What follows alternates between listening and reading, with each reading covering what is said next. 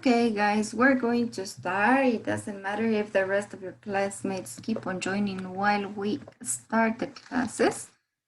Today we have some things to do. Remember that today we are starting a whole new unit. We are starting unit number 3, and we will be covering lessons A and B.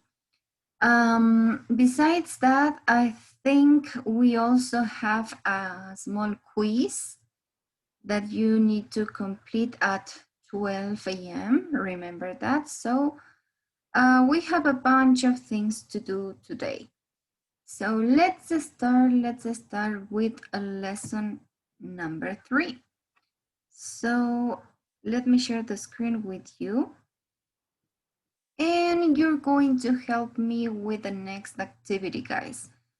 On the screen, you're going to see some pictures of movies or maybe a series. What I need you to do is to guess the name of the series, okay?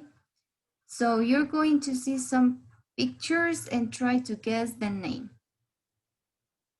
¿Sí? Van a ver un par de imágenes de series o películas y van a tratar de adivinar el nombre. Let's start. So you have a small idea of what are we going to do today.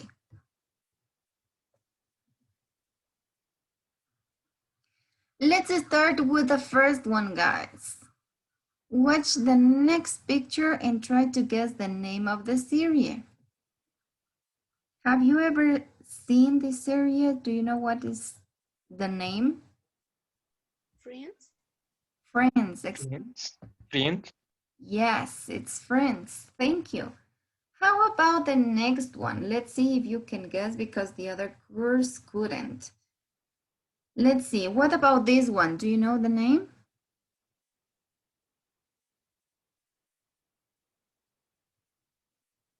Have you ever seen this series?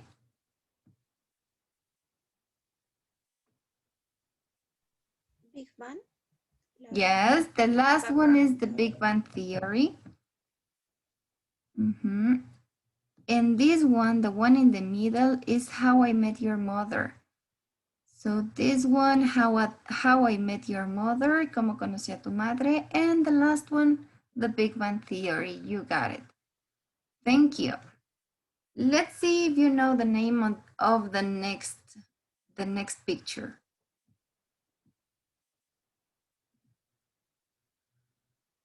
Have you seen this? Malcolm. Malcolm. Yes, that's right. Let's see the next one. Modern Family. Thank you, Brian. Modern Family. Thanks. What about this one? It's a little bit old, but I hope you can recognize it.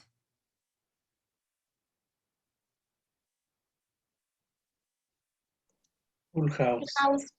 Full House. Yes, that's right. Full House. A very, very old TV series. Let's continue with the next. I'm sure that most of you have seen this one. Titanic. Yes, it's the Titanic. Very good. What about this? This is kind of a new movie, not so old. Love, Rosie. Okay. Does anybody know the name of this one?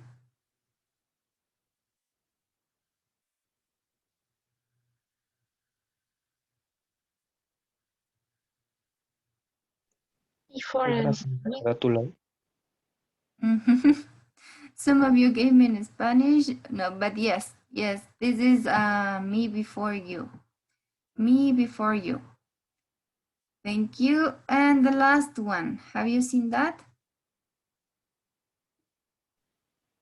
El diario de Ana.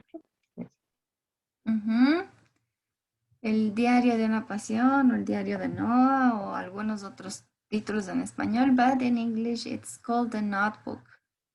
Yes, guys. So, what do all these movies and series have in common?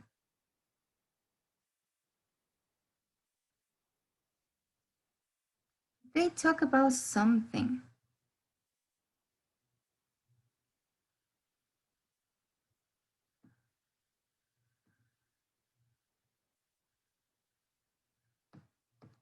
All these movies and all the series we have on the screen, they what they have in common is that they talk about something very important that it's going to be the topic of the lesson number 3 especially. So all of these are going to be or are related to relationships. Do you know what's the meaning of relationship?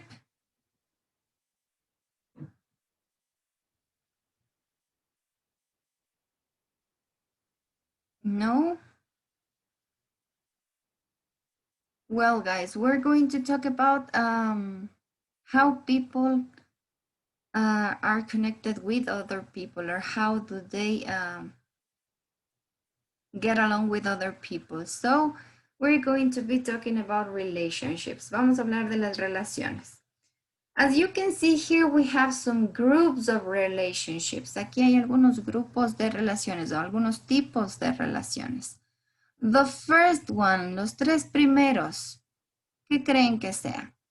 ¿Qué tipo de relación tendrán las tres primeras series?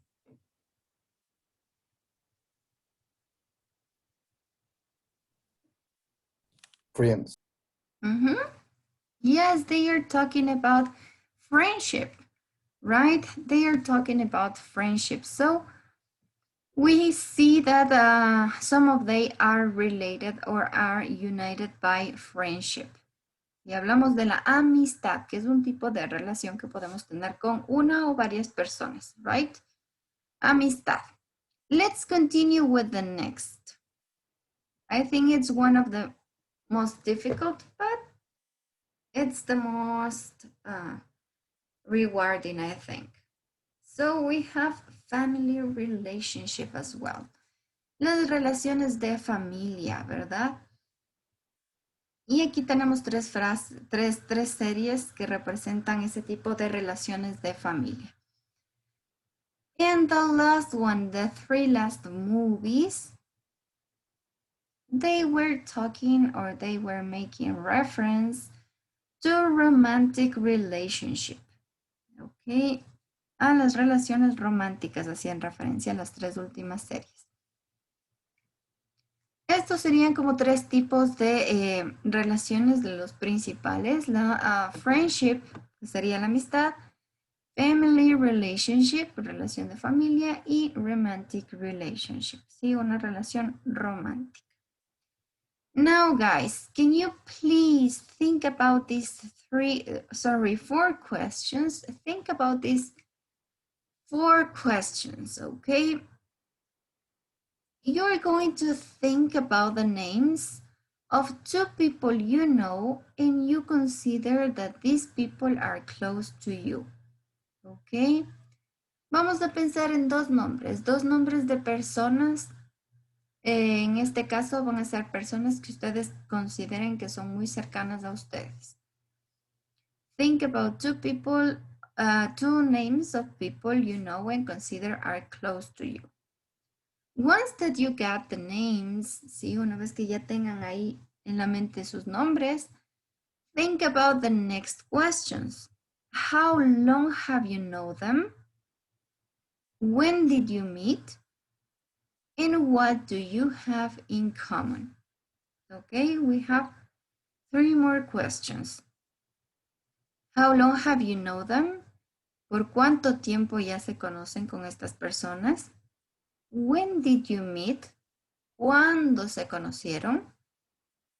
And what do you have in common? ¿Qué podrían decir ustedes que comparten o que tienen en común con las personas que pensaron? Okay, so for this activity, guys, you're going to have 2 minutes. 2 minutes to remember the names of anyone you consider close to you. Maybe can be a family member, or maybe a friend, or maybe your couple, okay? So think about those names. And obviously this activity is going to be individual this time. Later, I'm going to ask you for some of these questions in a random way, okay? So you have to work alone for 2 minutes thinking about these questions. 2 minutos para pensar en las respuestas, chicos. Ok, your 2 minutes start now. Empiezan ya sus 2 minutos. Okay, so let's see. Let's see. Who's going to help me? Miguel. Miguel, can you help me with the names you thought for the first question? Carmita and Ivan. Okay. How long have you know them? All my life. All my life. Okay. All your life. So if you met them all your life, I suppose they are from your family, right? Yes, teacher, my father's. Okay, your parents. Yes, my parents. In common with them. ¿Qué tienen en común? That we really like sports and walking the mountains. Perfect. So these are some activities you enjoy doing together.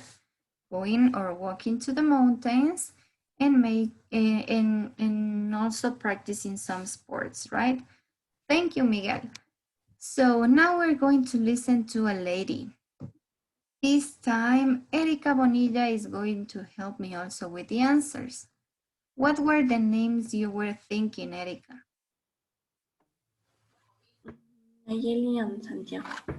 Okay. How long have you know them? Since I was a child, they are my neighbors. Since you are a child, okay, thank you. You're saying that they are your neighbors. What do they have in common with you? The attitude with other person. What else do you share? ¿Qué más tienen en común?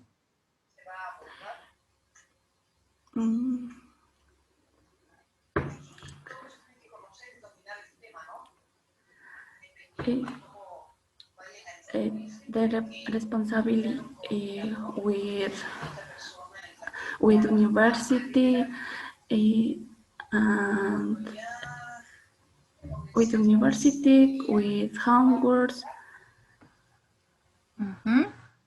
Thank you, Erika. So what you have in common with your neighbors is that your attitude is the same.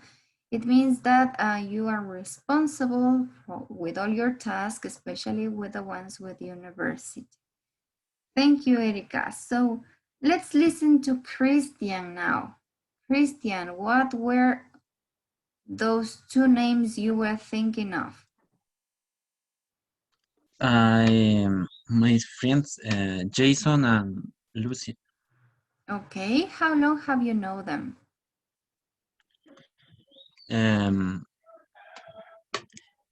The first my friend I know for excuse me since the 2010. 2010. Okay, yes, you know them since 2010. And that also answers as the question number 3. So let's move to question number 4. What do you have in common, Christian? We like play soccer. Okay, so you play soccer with your friends, Jason and Lucy, right? Thank you, Christian. Thank you for your answer. Let's listen to someone else. Kathy, can you help me with your answer, please? Yes, teacher. What were the names? My friend is Samara and Anita. Okay. How you know them? I have known my friend Isamar for 7 years and my friend Anita for 3 years. Okay, it's a long time. What do you have in common with them? I meet Isamar at school and Anita at university. Mhm. Okay, and what do you share? What do you have in common?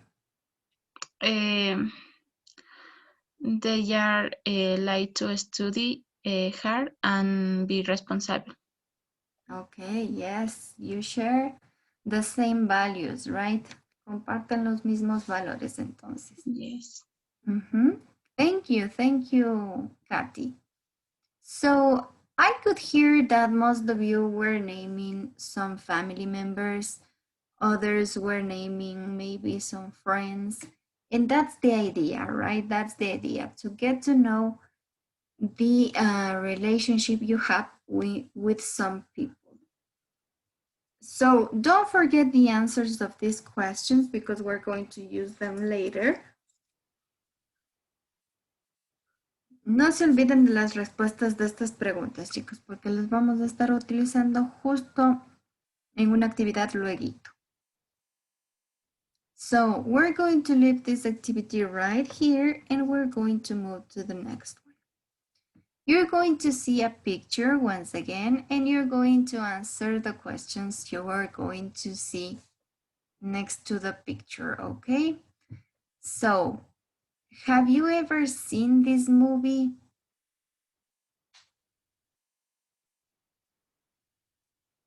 Anybody? Yes, teacher, I am. Okay, I, yeah. I You have seen this movie, thank you. What's the name of this movie in Spanish, do you know? Intocables, creo que se llamaba. Intocables o Inseparables, algo así es, yes. That's the movie. So, what relationship do you think they have? Are they family? Are they friends? Are they a Una relación de trabajo. Primero es una relación de trabajo. Fire is a job relationship. Okay, first is a work relationship. Good. Ahí ya tenemos otro tipo de relación. Work relationship, thank you. And later, And later is friendship relationship. yes, Your they And become like, friends. Thank you, they become friends. So, can you tell us, Christian or Nikki, I don't know who wants to talk. Can you tell me what is this movie about? ¿De qué se trata la película?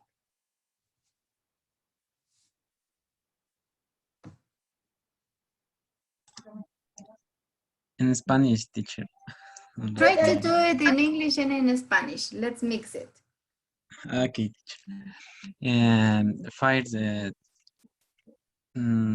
don't remember the numbers, pero Mhm. el negrito, no sé, no me acuerdo cómo se llamaba, pero she shares look for a job for a simple certificate, Mhm. and he don't remember cómo se llamaba el otro también, Huh? pero le dice, le ofrece el trabajo por un poco tiempo, solamente para que le cuide y después darle el certificado. Mhm. Y entonces, cuando él se pone a cuidarle, eh, Keeping,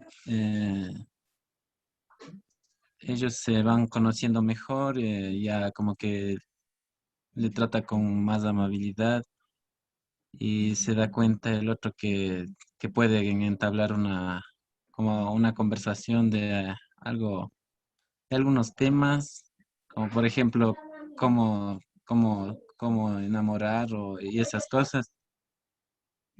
Y al final terminan siendo como amigos y se separan por una cuestión de migración o algo así. Mhm. Y Yes. después el otro se queda, no puede cuidarse por sí solo, por lo tanto, como que busca otro trabajador de ese mismo tipo, pero no encuentra. Eh, this body enjoy the moments in coffee and in moment that to uh, uh, driving a car and very fast and surprising the, the other type.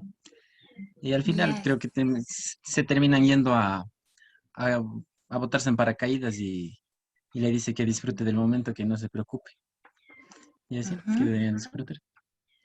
Thank you so Algo- much, Christian. Yes. That's more or less a summary, a small summary of the movie. Yes, it's about a friendship relationship. So here we have something very important on this picture. Look at this. What do we have here? Based on a true story.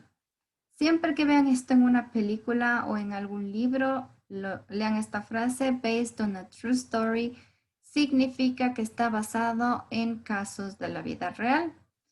So now that we see that this movie is based on true story facts, we're going to read the real story, guys. Vamos a leer entonces la historia real que inspiró a esta película. Let me share with you the reading so you can help me reading some paragraphs, okay? Look at this. Here we are on page 33 of your books, and we have the reading. Okay, here we have the reading. And here it says Untouchable, a true story of an unlikely friendship. See? A true story of an unlikely friendship. So guys, do you know the meaning of this word? What's the meaning of unlikely?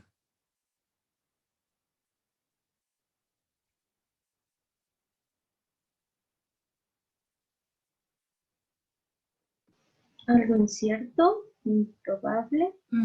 Exactly.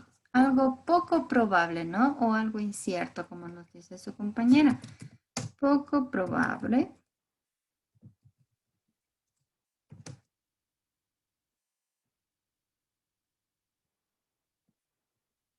Improbable o incierto. This would be the meaning of this word. So we're going to talk on unlikely friendship. Vamos a hablar o vamos a leer sobre una poco probable o improbable. Let's see.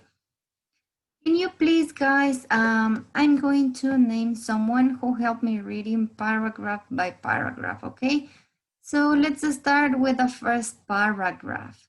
Can you help me reading, Cynthia? On the chart. A charming French comedy about two friends who have almost nothing in common has been a hung international success, but before their story become a cinematic sensation. How exactly did a rich French aristocrat and Algerine immigrate with a criminal past become good friends? Thank you. So here we have, but before their story became cinematic sensation, how exactly did a rich French aristocrat and an Algerian immigrant with a criminal past become good friends? Thank you. So maybe, is there any word you can see here that you don't know the meaning? ¿Alguna palabra que no sepamos el significado?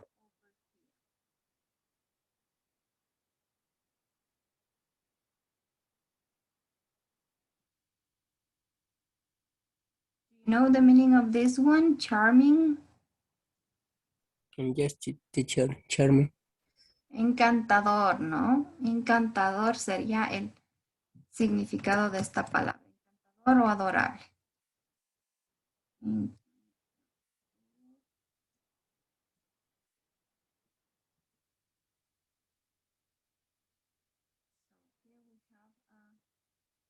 Meaning of charming.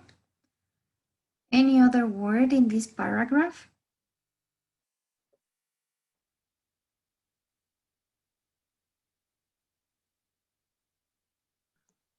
Huge. Huge, es algo grande, ¿sí? Sería, sería como el extreme adjective, the big, ¿sí? El extremo ya de algo grande es something huge, algo enorme. Sí, eso sería el significado de huge, algo enorme.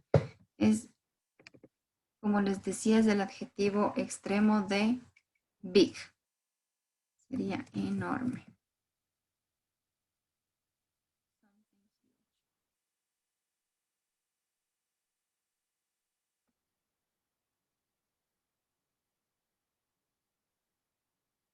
Any other word, maybe?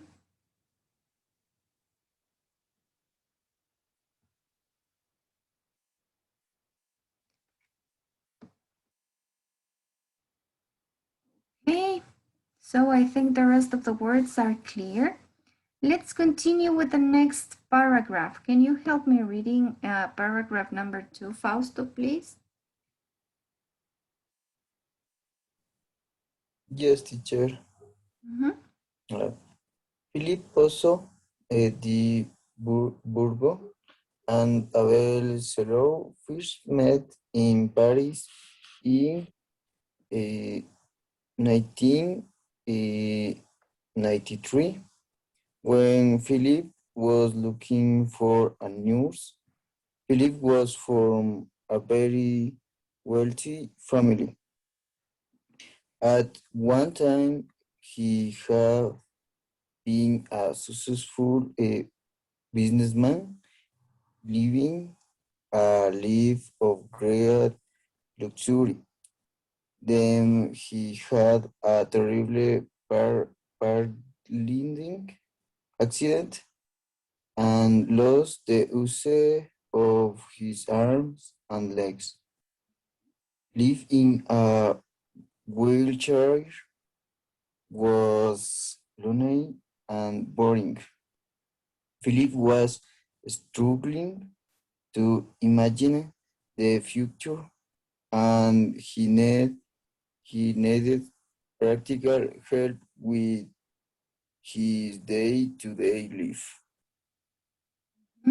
Yes, exactly. So here we have the start of this story, right? Philippe and Abdel first met in Paris in 1983 when he was looking for a nurse. So here, do you have any new word you can find over there?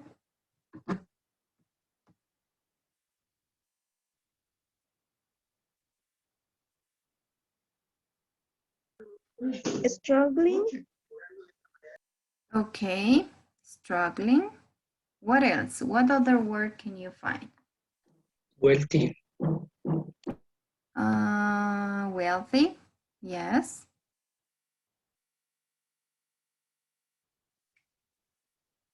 Is there something else? wheelchair, Wheelchair. Perfect.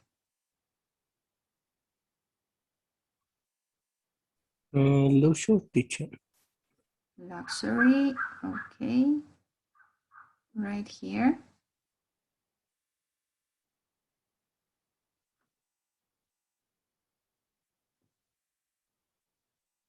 Something else maybe?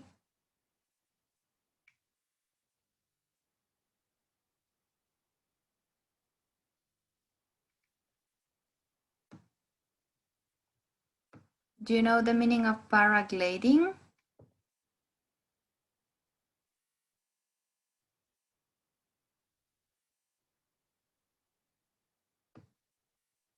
Okay, rather you know it or not, Let me start with the meanings. So I'm going to write it over here, the meanings of some of these words. You're going to see the arrows over there, so we don't mix everything. Okay. So let's start. The meaning of the first word we have right here, we have Philip was from a very wealthy family. Wealthy quiere referirse o hace referencia a las personas adineradas, ¿sí?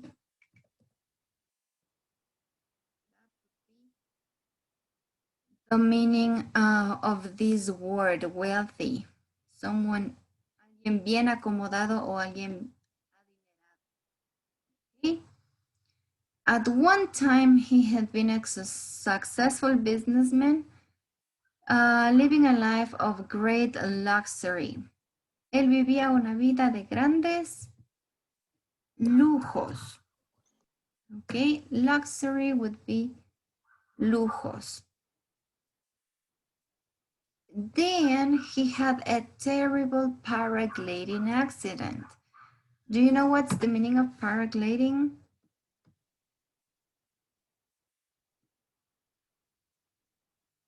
No, let's see.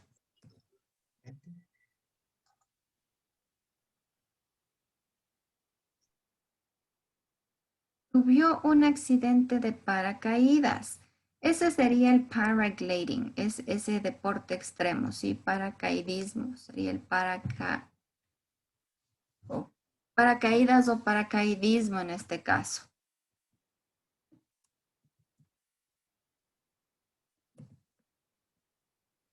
Okay. So paragliding would be paracaidismo. Let's continue with the next. Life in a wheelchair was lonely. Y aquí tenemos una palabra compuesta. La segunda palabra, ustedes, la segunda parte de la palabra sé que saben el significado, ¿no es cierto? Tenemos chair por ahí. Significa silla. ¿Qué creen entonces que signifique este? Silla de ruedas. Silla de ruedas. Exactly. Silla de ruedas.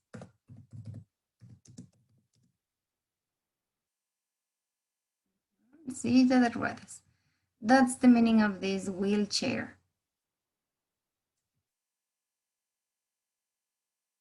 And let's move to the last word.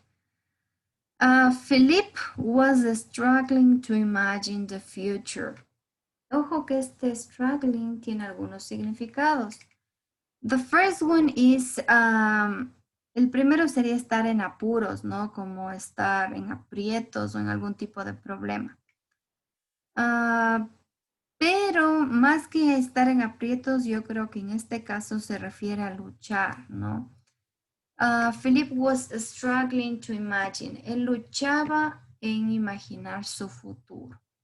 So let me write over here, luchar would be the meaning that we are looking for in this sentence. So he was struggling to imagine the future. Él luchaba o él tenía problemas, le costaba sí, imaginar su futuro.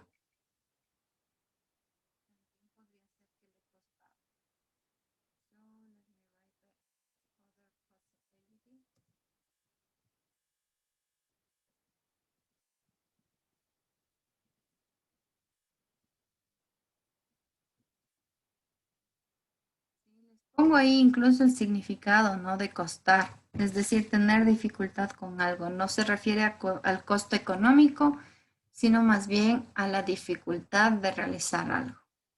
Le costaba imaginar su futuro. So guys, you can make a screenshot or maybe you can write in your notebook the meanings of these words. And I can move to the next paragraph and I'm going to ask some of you to help me reading as well. So let me just erase this for a little bit. Voy a ir borrando un poco esto para poder mover y continuar con el siguiente párrafo. So let's see, paragraph number 3 and 4. Number 3, can you help me reading, please, Saulo? Okay, teacher. Philip interviewed more than 80 people for the job of nurse, but, but none of them seemed right. Then he met Abdel, who had quit a life of crime in Algeria and moved to France to look for work. He was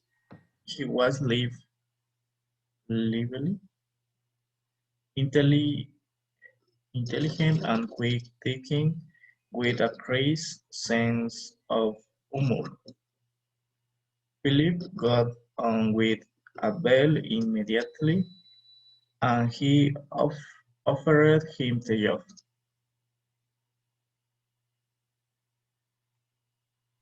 Okay, guys, thank you. So, here we have some other words, right? ¿Qué otras palabras vemos aquí? Medio nuevas por ahí. Lively, Okay, lively.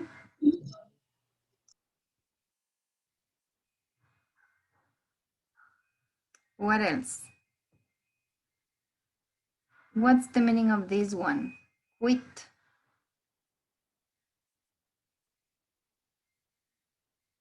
Okay, let's check out the meaning of these words, guys. So here we have Philip interviewed more than 80 people for the job of nurse, but none of them seemed right.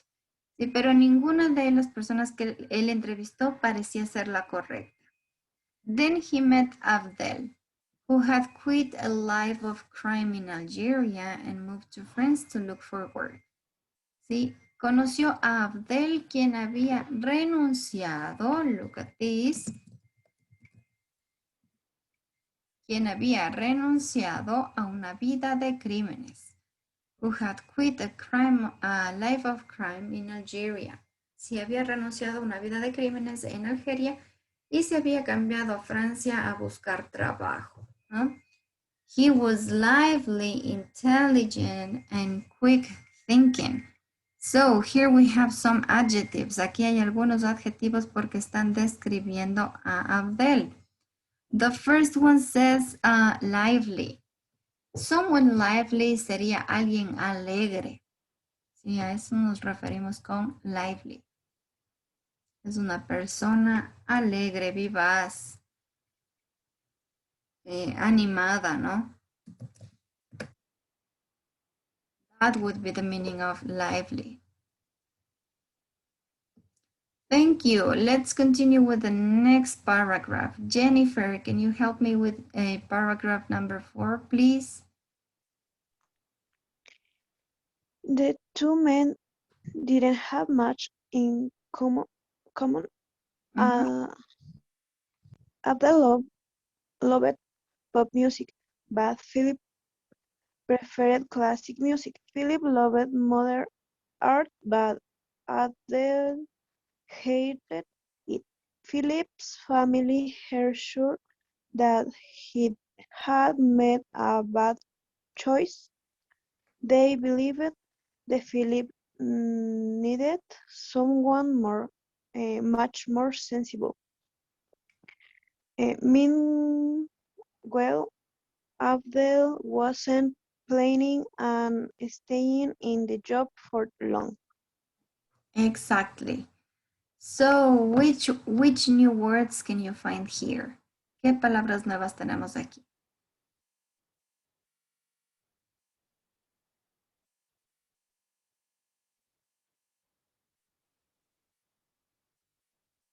Do you know the meaning of this one, meanwhile? Or maybe this one, choice? Philip's family were sure that he had made a bad choice. Sí, la familia de Philip estaba segura que él tomó una mala decisión. o una mala elección. Ese sería el significado de choice.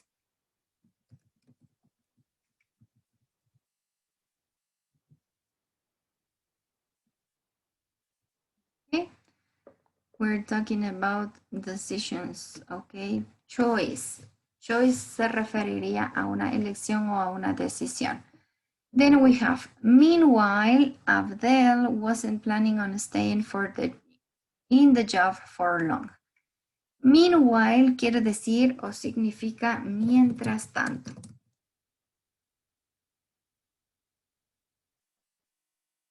Okay, so here we have some other new words. We have choice and meanwhile. Okay, guys, pero la historia no termina aquí. Let's going to read the next part, and I'm going to ask once again the help of some of you. Can you please help me reading paragraph number 5? Jimmy, number 5. However, the working relationship quickly developed into a close friendship. Abder gave Philip the support he needed. More importantly, his energy and sense of humor brought fun and excitement back into Philip's life. Abder helped Philip make trips to other countries. Back home in Paris, their adventure included traveling around the street of Paris with Abdel on the back of Philip's wheelchair or driving Philip's Rolls Royce, often much too fast. Exactly. Thank you, Jimmy. Any new words right here? ¿Alguna palabra nueva en este párrafo?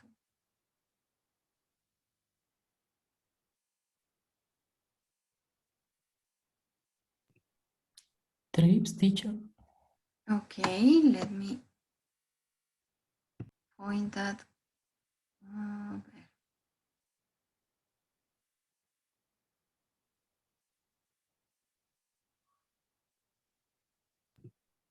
Casi por la mitad donde dice Esta, Philip ¿no? made trips. Ajá. Exactly, yes.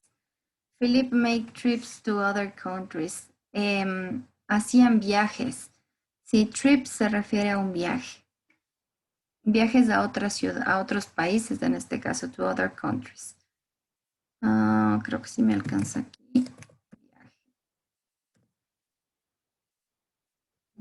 Viajes.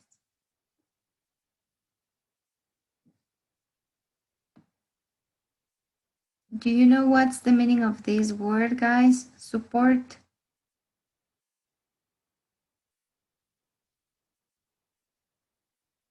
Abdel gave Philip the support he needed. Le daba todo el apoyo que necesitaba. All the support he needed. Okay, so these are the two new words in this paragraph. Let's move to paragraph number 6. Jocelyn Cadena, can you help me reading the next paragraph, please? Paragraph number 6. Yeah, teacher. In the end, our work of Phil for 10 years, Phil believed it was half energy and scent of fun things kill him Olive. I Sully, I Sully for, ¿sí? Sugly. ¿Sí está bien pronunciado? I Sugly. Este suena como una suddenly. Suddenly. Suddenly. I walked annoyed leave again. He says, I feel like I didn't know that's what was coming next. As for Abel, grant to know feel that came him out of pressions and introduce Introduced. Mhm. him to a new way of life. Way of life. Mhm. Thank you, Josie. So yes, here we have some new words, right? Aquí sí hay nuevas palabras.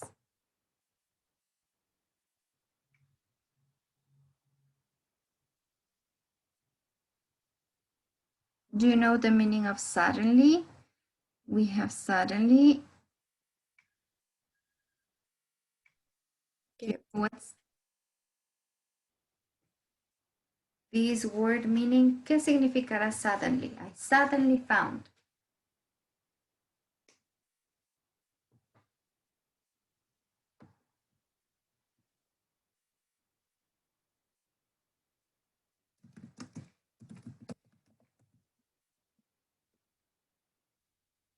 Here we have the meaning of this word suddenly. I suddenly found, sí, de pronto o de repente encontré que estaba disfrutando la vida otra vez, dice. I suddenly found I was enjoying life again. Okay, so if there are no more new words that I don't think you have new ones here, can you, Luis, help me reading the last paragraph, please? Seven paragraph, teacher. Philip and Abel now live in different countries, each with a wife and family. They keep in touch regularly. Over the years, they have learned, among other things, they enjoy each other's favorite music.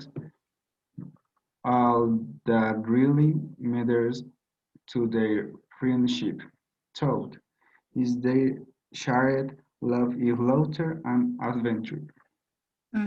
Exactly. They shared a love of laughter and adventure. So, what's the meaning of these words, guys? Do you know? Louder,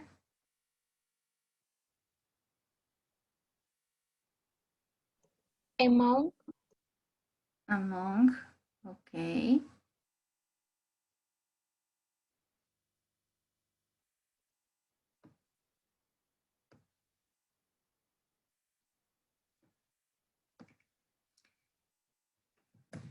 This among would mean entre, ¿sí? Pero no es lo mismo como el between, sino más bien como estar rodeado de algo. En este caso, ¿no? La frase que se va a ocupar es among other things.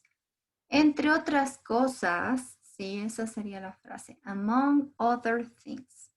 Entre otras cosas, el to enjoy each other's favorite music.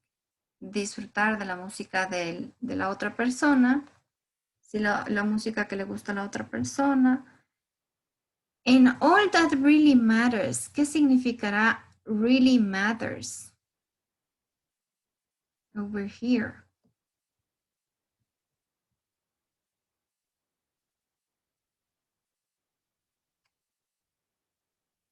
Todo lo que realmente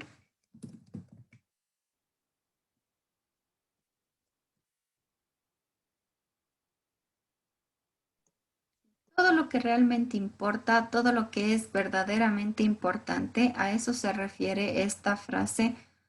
Really matters. Okay, so let me just make the arrow over here and you know the meaning. Todo lo que realmente importa es su amistad, though is their shared love of laughter and adventure. Okay. Do you know the meaning of this one? Creo que se nos estaba pasando por alto esta palabra. Do you know what's the meaning of though?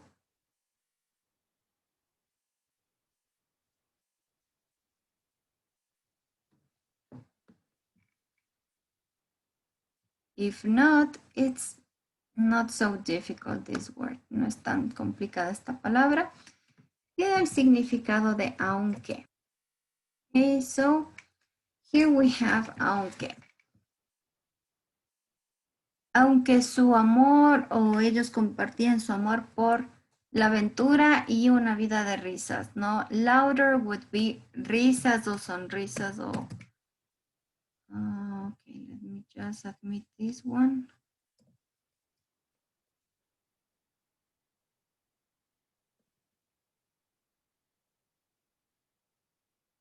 So guys, here we have the meanings of these new words. We have among other things, entre otras cosas, all that really matters, todo lo que realmente importa, though que significaría aunque y louder que tiene el significado de risas. Now that you heard a little bit more about these two guys that became friends, sí, ahora que ya sabemos más de cómo se convirtieron estos dos señores en amigos, you're going to help me completing the following chart, okay? So, you're going to complete the next Google form. You're going to work in groups this time. What are you going to do, guys? Here you have the reading. I know you can see that. Here you have the reading, and then you're going to find some specific words in the reading. Okay? Vamos a buscar por palabras o ya sea una sola palabra, dos o tres palabras que signifiquen lo mismo que las oraciones que tenemos en cada una de las preguntas. Por ejemplo, en la primera nos dice, someone from a high level in society. Someone from a high level in society. ¿A qué nos referimos o qué palabra podría, pues, reemplazar esta frase? Someone from a high level in society. Alguien con un nivel muy alto. Exacto. So, if we go to the first paragraph, we had the word wealthy, right? Teníamos por ahí la palabra wealthy en los primeros párrafos, ¿no? So you can answer using the right word. En este caso, como ustedes me decían, wealthy, right?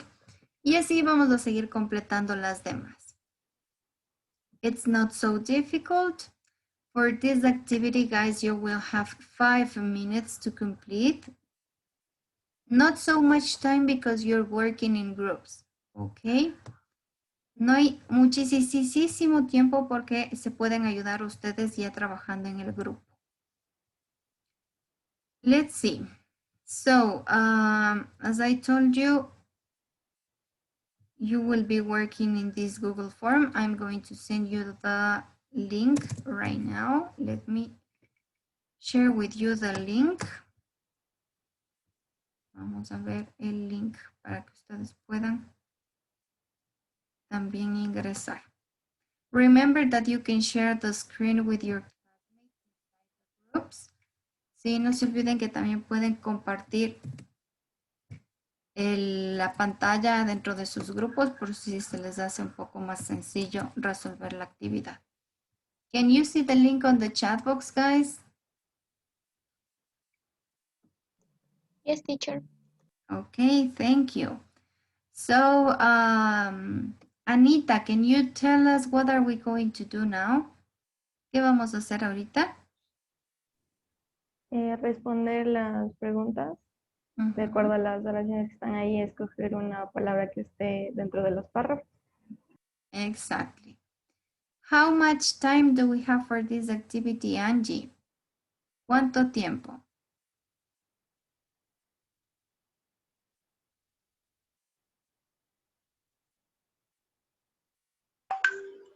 Teacher, Angie no estaba en la clase porque dijo que se le había ido el internet. Okay, thank you. And okay, guys, just to remind you that you have 5 minutes to complete this and you're going to work in groups, okay? So let's start, guys. Empecemos. Enter to your groups. Enter to your groups so you can start completing this form. Vamos ingresando a los grupos, chicos.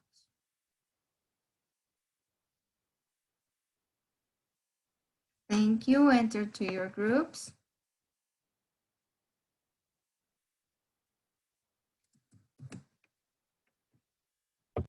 Teacher, Tell me. me iba a unir al grupo y no sé si desapareció el mensajito. Igual a mi teacher. Igual a mí, teacher. Ok, en su barra de Zoom debe darles también la opción de ir a grupos. Can you see that? Tal vez le sale por ahí. No, todos salieron otra vez. Let's start again. Ahora sí, vamos, chicos. ¿Pueden ingresar?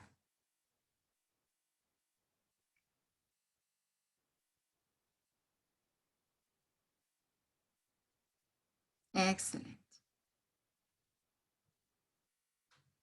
Enter to your groups.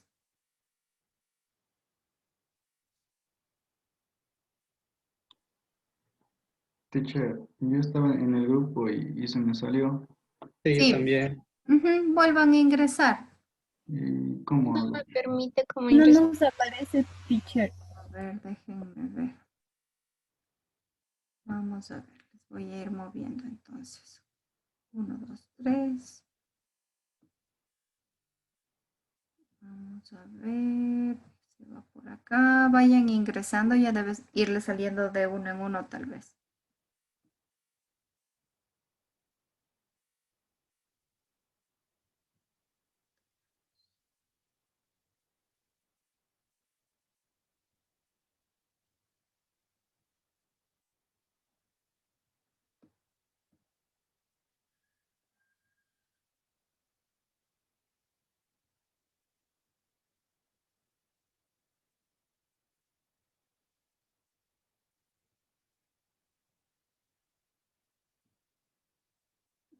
Solo me queda Brian, Christian.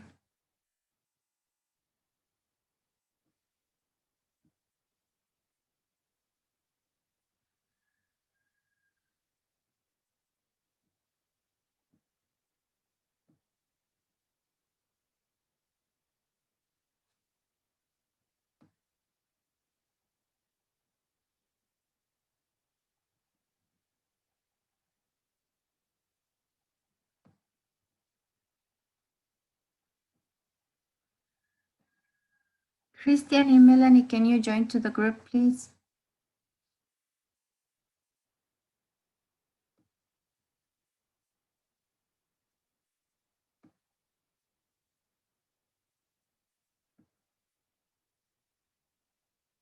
Joanna also.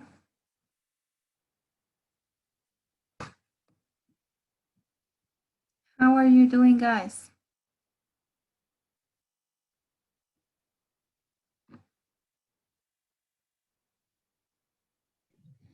Estamos haciendo, teacher, para poder comparar. Ok. Voy a compartir la pantalla.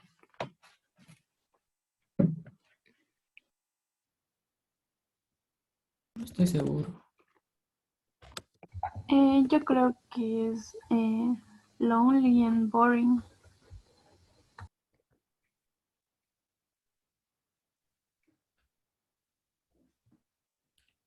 Sí puede ser. Porque, o sea, más o menos lo que dice. Dice, encuentra palabras o frases que... A ver, sad because you're not with other people. Sad triste porque no estás con otra persona. Estar con otra persona.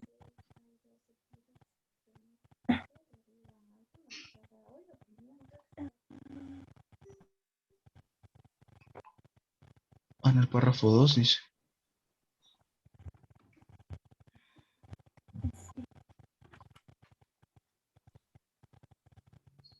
Needed, necesitar. Needed.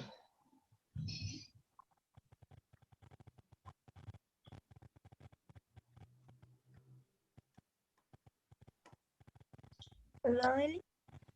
No, que es no. Estoy mal.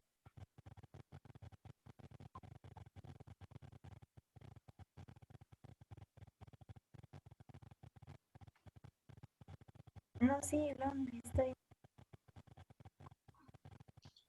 Escribir. Needed, necesitar. Justo después de wheelchair, ¿no es cierto? Después de la silla de ruedas tienen por ahí. Lonely. Ujú. Sí, lonely. Gracias. Y el needed, pues también como necesitar, ¿no? Pues sí cuenta como me siento triste porque necesito a esa persona y está conmigo. No, generalmente aquí dice, te sientes triste porque no estás con otra persona. Eso quiere decir que están solos, se sienten solos. Lonely. De ahí sigue full of energy. Yo soy full of energy. Está lleno de energía. En la tercera es lonely. No, no es lonely. Es del párrafo 2. Del párrafo 2, a ver. Sí.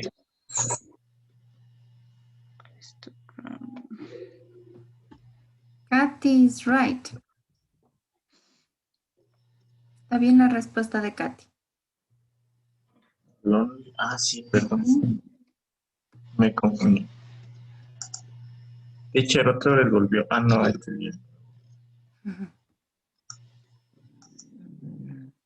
Es lonely, ¿eh? Lonely.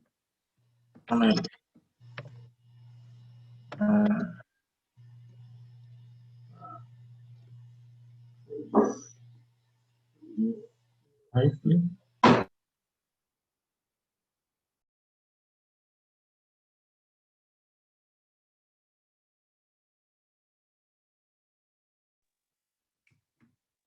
Okay, everybody, you're starting to come back. And let me share again the screen so we can complete the exercise together. Can you help me with the answer of number 2? Because number 1, we already did it, wealthy. What was, sorry. Luxury, teacher. Rich can also be, here we have something. Someone from a high level in society can be someone wealthy, yes, but there's another word also. Sí, hay otra palabra también que describe a alguien que tiene mucho dinero. Aristocrat. Aristocrat, yes. Exacto. Personas que tienen cargos muy altos en los gobiernos son personas que generalmente ganan mucho dinero. Ok.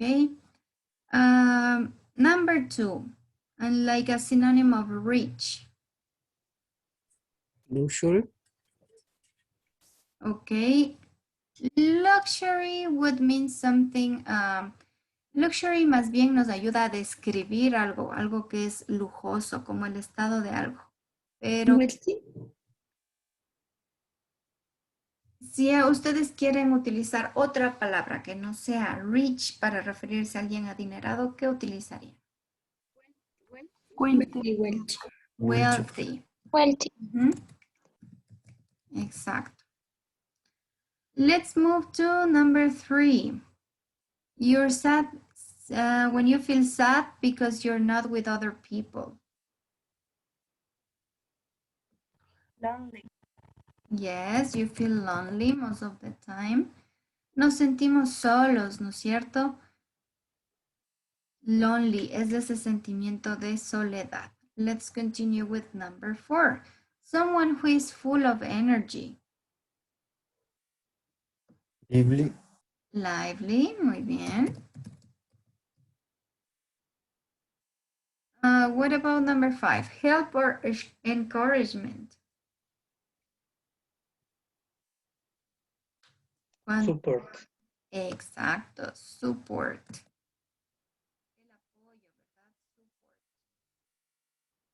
And the last one, the ability to enjoy life and not be so serious.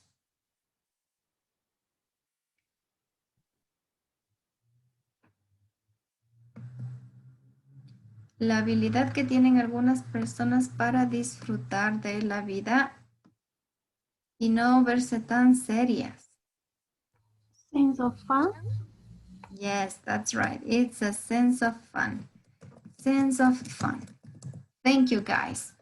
So now you're going to complete another Google form. Once again, you will work in groups because you need to analyze some sentences, okay? So pay attention to the next form. Look at this, yes. You can see it on the screen, right? Here you have 4 sentences. Tenemos 4 oraciones al inicio. You're going to read carefully these sentences and then you're going to answer the questions you have below. Si en la parte inferior tienen algunas preguntas sobre cada una de estas oraciones. So, the first one we have, analyze sentence number 1. What activity happened first? Van a ir analizando cada una de las oraciones y van a ir respondiendo las preguntas. En este caso, van a analizar la número 1 y van a responder cuál fue la actividad que sucedió primero. Okay, and you're going to work the same way with the other ones. Vamos a trabajar de esa manera con todas las otras. So you have 7 sentences to answer, 7 preguntas que responder acerca de estas 4 oraciones. Let me share with you the link. Can you see the link on the chat box, guys? Yes. Okay. Now you're going to work in a different group and you're going to have 10 minutes to complete this activity, okay? 10 minutos para esta actividad y la van a realizar nuevamente en grupos, no con diferentes personas de esta vez. Let's start, guys. Vamos a empezar. Enter to your groups. Enter to your groups. Vayan ingresando en sus grupos nuevamente. Thank you guys.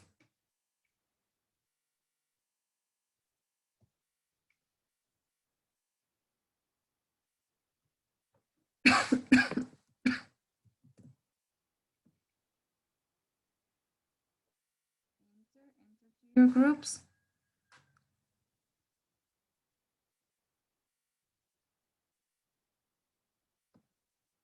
Melanie, enter to your group.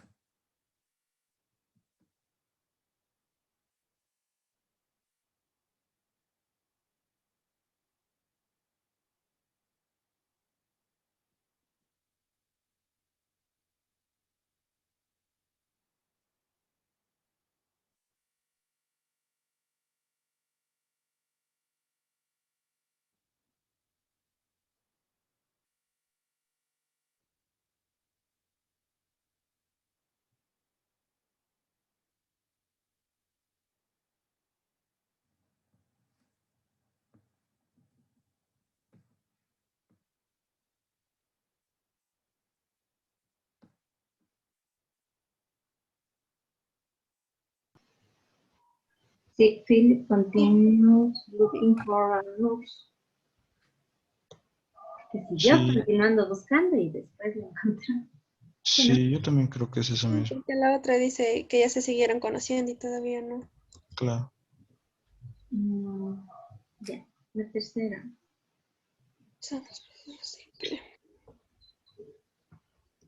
Usamos pasado sin hablar.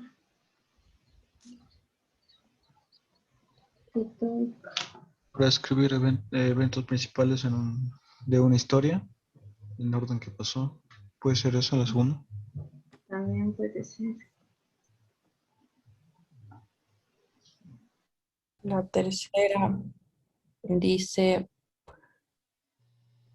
hablar de las acciones de hoy, describir los eventos principales de una historia. A ver. To describe the main events. Esa también la sé. Philip Metable. Abdel. No la segunda, porque dice, creo que en qué párrafo era, que decía que él en Argenia tenía una vida de criminal.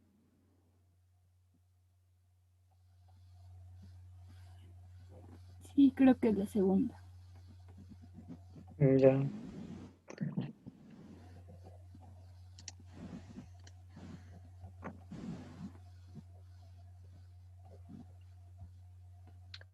Perfecto para describir un evento que ocurrió antes de que comenzara la historia o antes de la historia que un evento principal. O para describir un evento que ocurrió después de la historia. Después de la segunda, ¿no?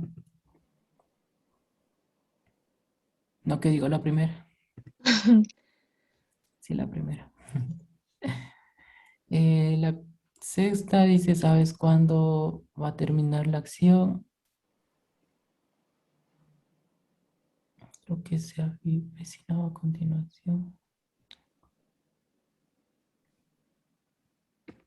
No.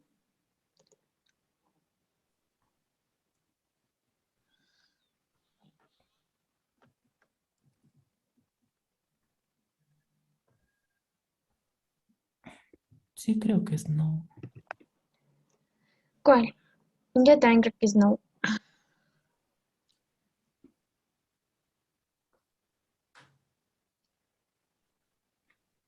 Llegando después. Is going to end.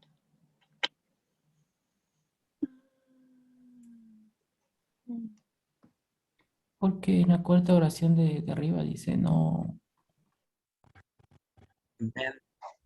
Then he met, Conoció primero a Abel. no, who had with a life of crime in Algeria and moved to France. Sí, yo creo que es eso primero, que dejó la vida delictiva y después.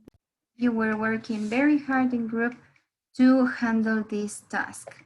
So let's move to the first one. The first sentence, analyze sentence number 1. What activity happened first? What activity happened first? Philip was looking for a nurse. Exactly.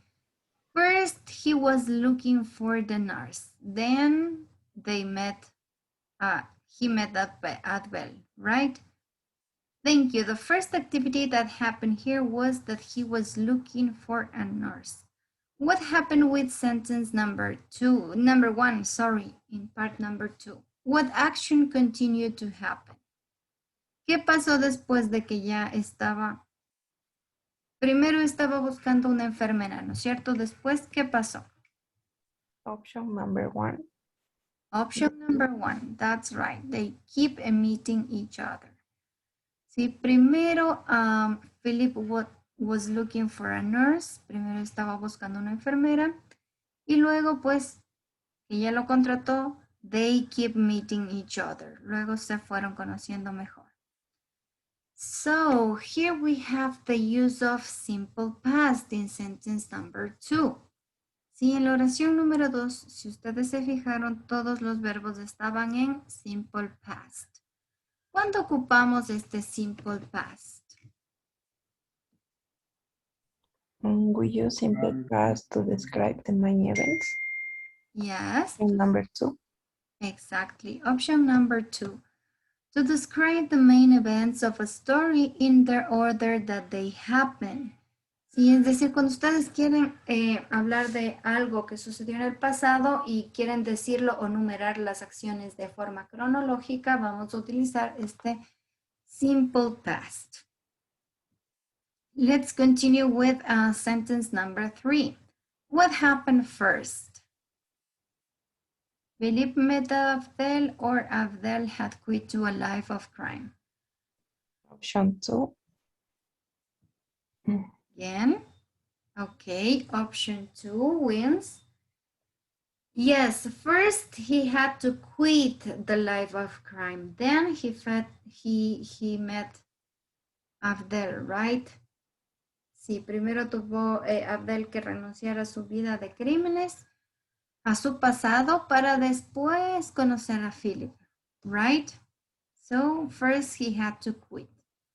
Let's continue with the question number 5. In the same sentence, analyzing sentence number 3, we use the past perfect. ¿Cuándo utilizamos este past perfect? What do you think? Option number 1 or Option number 1? It seems that just Samantha did the work. Yes, option number 1. We use this past perfect tense when we want to describe an event that happened before the story started on an earlier story than a main event. ¿Qué significa esta frase tan larga? Pues que vamos a utilizar el past perfect cuando nos referimos a un evento en una historia que empezó antes de lo que nosotros estábamos contando, ¿sí? Antes de la parte más importante de nuestra historia, si ocurrió algo antes, podemos ocupar el past perfect para referirnos a esa acción. Let's continue with sentence number 4. Do you know when the action, what was coming next in the sentence, is going to end? ¿Qué opinan? En la oración número 4 nos dice, I felt like I didn't know what was coming next. Me sentía como que no sabía qué era lo que iba a pasar a continuación. En esta oración, ¿saben ustedes cuándo va a terminar? No. ¿La acción? No, right? We don't know when it ends. No sabemos cuándo termina. So it leads us to the last or final question. We use past continuous cuando ocupamos el pasado continuo.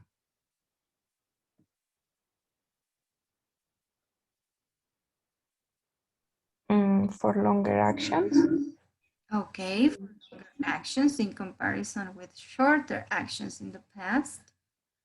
Does anybody have another answer? ¿Alguien tiene alguna otra respuesta tal vez? To describe the situation at the beginning of the story. Yes, to describe the situation at the beginning of the story. Cuando ustedes quieren empezar su historia, ¿no? A contar una historia del pasado, pues vamos a empezar con past continuous. And also, guys, don't forget when actions are interrupted by main events in the past. Sí, cuando tal vez el evento principal de nuestra anécdota o de nuestra historia fue interrumpido por otra acción en el pasado, también podemos ocupar we use this past continuous. So, in this case, all the answers were correct. ¿Sí? Aquí todas las opciones que les había mencionado eran las correctas. So, guys, you should be wondering what is today's topic. Let's start with explanation. Vamos a la explicación de la gramática del día de hoy. So today we're going to talk about narrative tenses. Vamos a hablar solo sobre estos eventos o sobre los tiempos verbales que nos permiten a nosotros hablar de eventos pasados, ¿ok?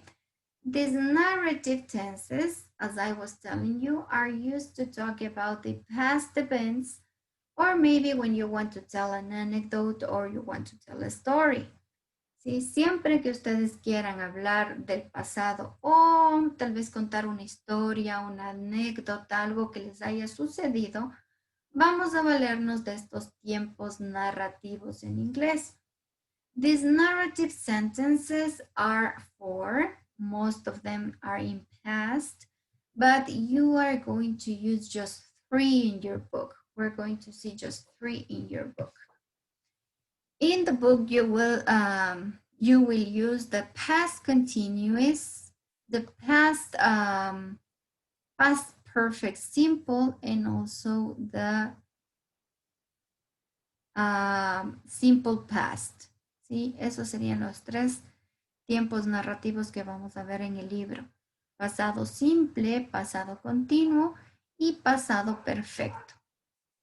So something that is very important in these narrative tenses is that when you're talking or when you're telling a story or maybe an anecdote, you're going to write or speak just using these past tenses. You can't mix or you do not mix past tenses with present tenses, okay? Try to avoid this. Hay que evitar al máximo, ¿sí?, mezclar tiempos, sobre todo cuando ustedes están hablando del pasado o de alguna historia o anécdota que les aconteció antes. ¿Sí? No se mezclan tiempos. Si vamos a contar algo que sucedió en el pasado, tratemos de mantener o utilizar todos los tiempos que puedan ayudarnos a referirnos al pasado, pero no hay que mezclar el pasado y el presente. So, here we have the narrative tenses we're going to see in this lesson. Here we have the past simple tense. Tenemos el pasado simple. ¿Cómo se dan ustedes cuenta que un tiempo o que una oración está en pasado simple? How do you recognize it? ¿Cómo nos damos cuenta? Por el verbo. Exactly. How is the verb? ¿Cómo está el verbo? En pasado simple. How do you recognize that it's pasado simple? ¿Cómo saben que es un pasado simple? You're talking about regular verbs.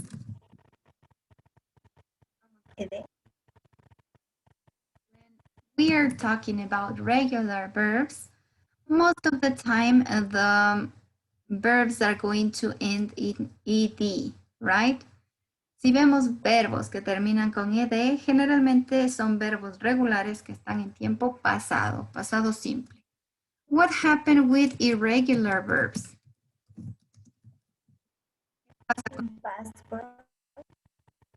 In past simple, right? They go in past simple. Van en su forma de pasado simple.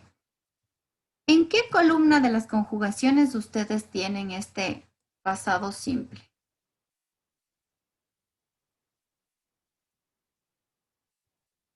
En los verbos irregulares. Cuando su teacher de segundo o primer nivel les dio la tabla o la columna de verbos irregulares, era el pasado simple. En la segunda. The second column, right? The second column. Esa sería la conjugación de los verbos irregulares. Pasado simple. What auxiliary do we use in this past simple? Didn't. Excellent. Y también, ¿qué time expressions podemos reconocer de un past simple?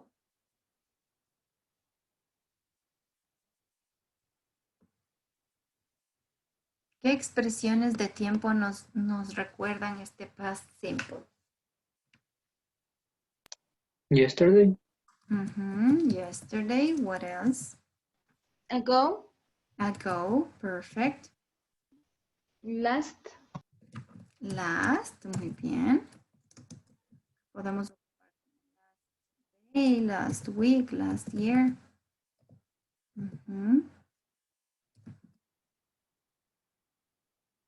Excellent, guys. So here we have some characteristics or some points that are going to be helpful for us in order to recognize a past simple tense. When also do we use this past simple? Well, remember, as I told you before, when an action started in the past and end in the past. Sí, el pasado simple siempre, siempre, siempre. Cuando ustedes estén hablando de una acción que inició en el pasado y concluyó en el pasado, ¿sí? For example, I ate a sandwich, ¿sí? Yo comí un sándwich.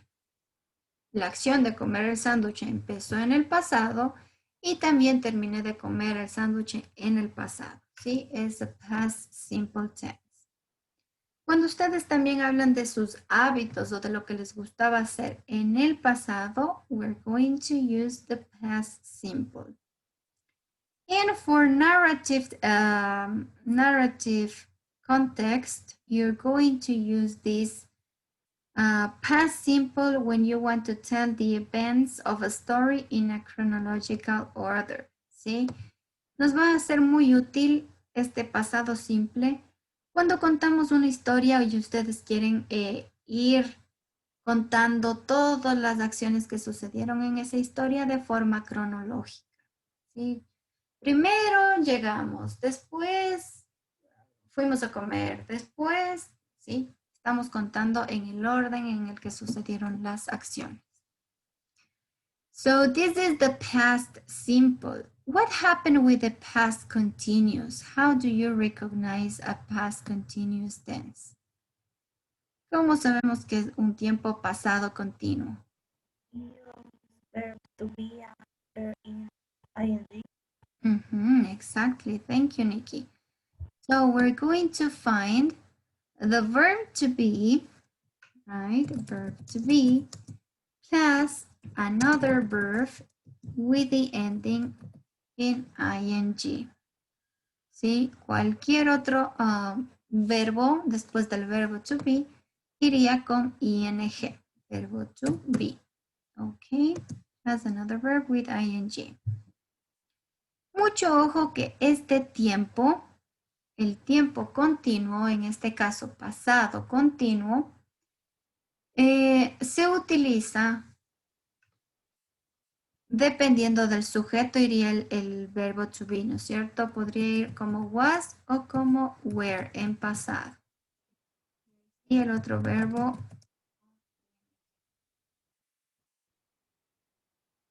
So, we're going to use this past continuous when actions are in progress or were in progress at a specific time in the past or a certain point in the story. Siempre vamos a ocupar este pasado continuo cuando nos referimos en una historia a alguna acción que sucedió en un punto específico, ¿sí? Del pasado.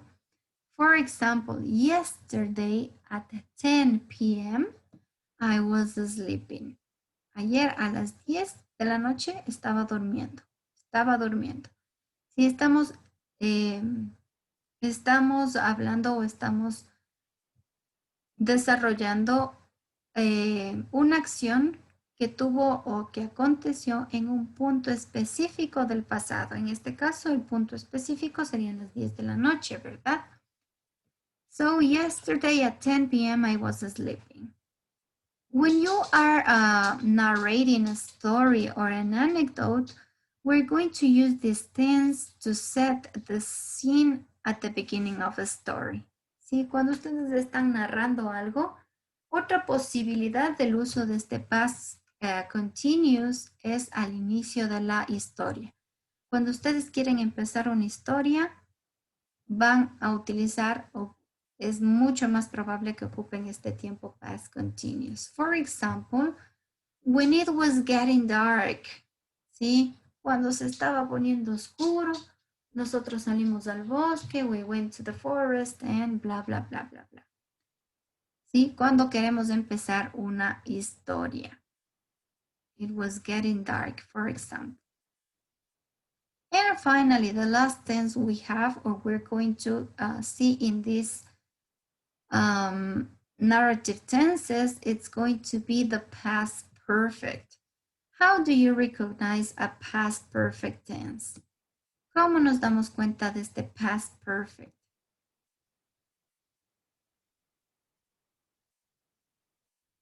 Auxiliaries have verb in past participle. Perfect. We're going to use the auxiliary had plus the verb in past participle, right? Past participle. Thank you. What time expressions do we usually use in these tenses? Ojo que en estos tiempos perfectos generalmente nosotros ocupamos algunas frases, ¿no? En especial, algunas time expressions. For example,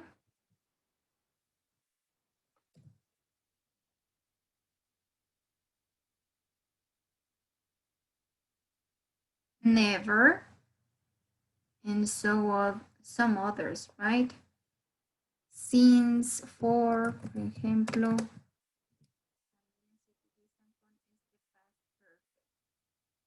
Cuando ocupamos el past perfect, when you're going to talk about an event or an action that happened earlier in the past. Si ustedes están contando su bella historia y por ahí se olvidaron de algo muy importante que pasó antes, ¿sí? Antes de lo que estamos contando. En ese caso vamos a ocupar el past perfect. For example, here we have, when I met her, I had never been in a serious relationship. Cuando la conocí a ella, nunca había estado en una relación tan seria. ¿Sí? Esta información extra es algo que pasó antes, ¿no es cierto? Something that happened earlier in the past. And we are also going to use it when we want to talk about the duration from an earlier in the past. Cuando también se quieren referir ustedes a la duración o hacer referencia a la duración de algo que aconteció en el pasado. For example, in the example here we have, when she died, they had been married for 48 years. Cuando ella murió, ellos habían estado casados por 48 años. Nos habla de la duración de algo que ocurrió en el pasado. So make a screenshot, guys, or copy these on your books because you're going to need it. Sí, vamos a necesitar esta explicación para que puedan desarrollar la siguiente actividad. So let's continue with the next activity. Do you have any question about these narrative tenses, guys? ¿Alguna duda o pregunta sobre estos tiempos o este temita de narrative tenses?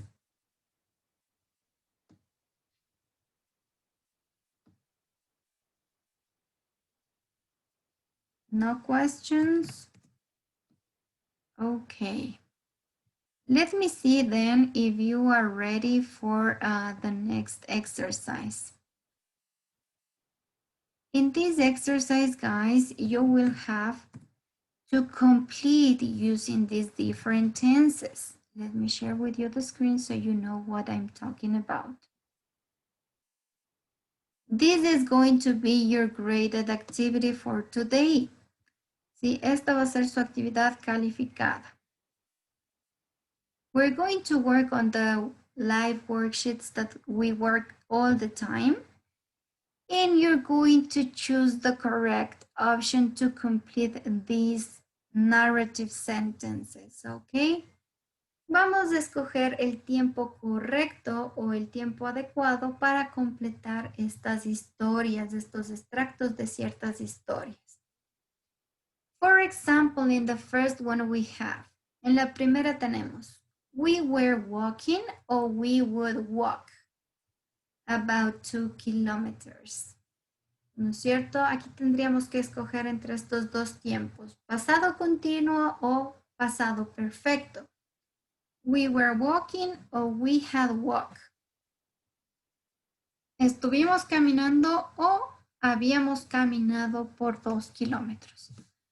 So the right option here we have as an example, we would walk. We had walked. ¿Cuál sería la siguiente respuesta, chicos? Habíamos caminado por 2 kilómetros before we realized or we were realizing.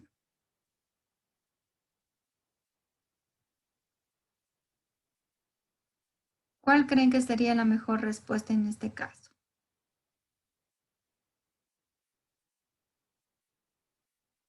We realized. We realized, okay. antes de que nos diéramos cuenta de que we left o we had left.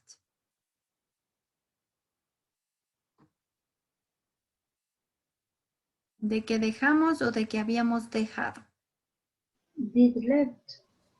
Had left. Ajá. Had left the map behind. De que habíamos dejado el mapa atrás, ¿no es cierto? Si ustedes se dan cuenta en este ejercicio, ustedes se van a encontrar con muchos casos como este, del apóstrofe y la D. ¿Sí? Este apóstrofe y la D quiere decir o significa la contracción del auxiliar had en este caso, had. This would be the first part of the exercise, ¿ok? Así es la primera parte del ejercicio. Es decir, que vamos a ir completando. The second part of this exercise, you will have to write the right tenses, ¿ok? Van a escribir los tiempos o van a conjugar de forma correcta, ¿sí? Los tiempos usando estos narrative tenses. For example, let me show you. En la segunda parte tenemos complete the text with the correct form of the verbs in brackets. Es decir, vamos a tener que conjugar de forma correcta los verbitos que tienen ahí entre paréntesis. Ok, so we will have to write the correct form of these verbs. Sí, de los verbos que tienen a continuación del recuadro. For example, in the first case, we have the verb fly. And the sentence says, I always remember the time we were struck by a lightning when we were flying back to Singapore. Sí, yo siempre me voy a acordar de la vez en la que estuvimos, we were struck by a lightning. Let me just check this word. Siempre voy a recordar la vez en la, la vez en la que fuimos afectados por un rayo mientras estábamos volando, ¿no? De regreso a Singapur.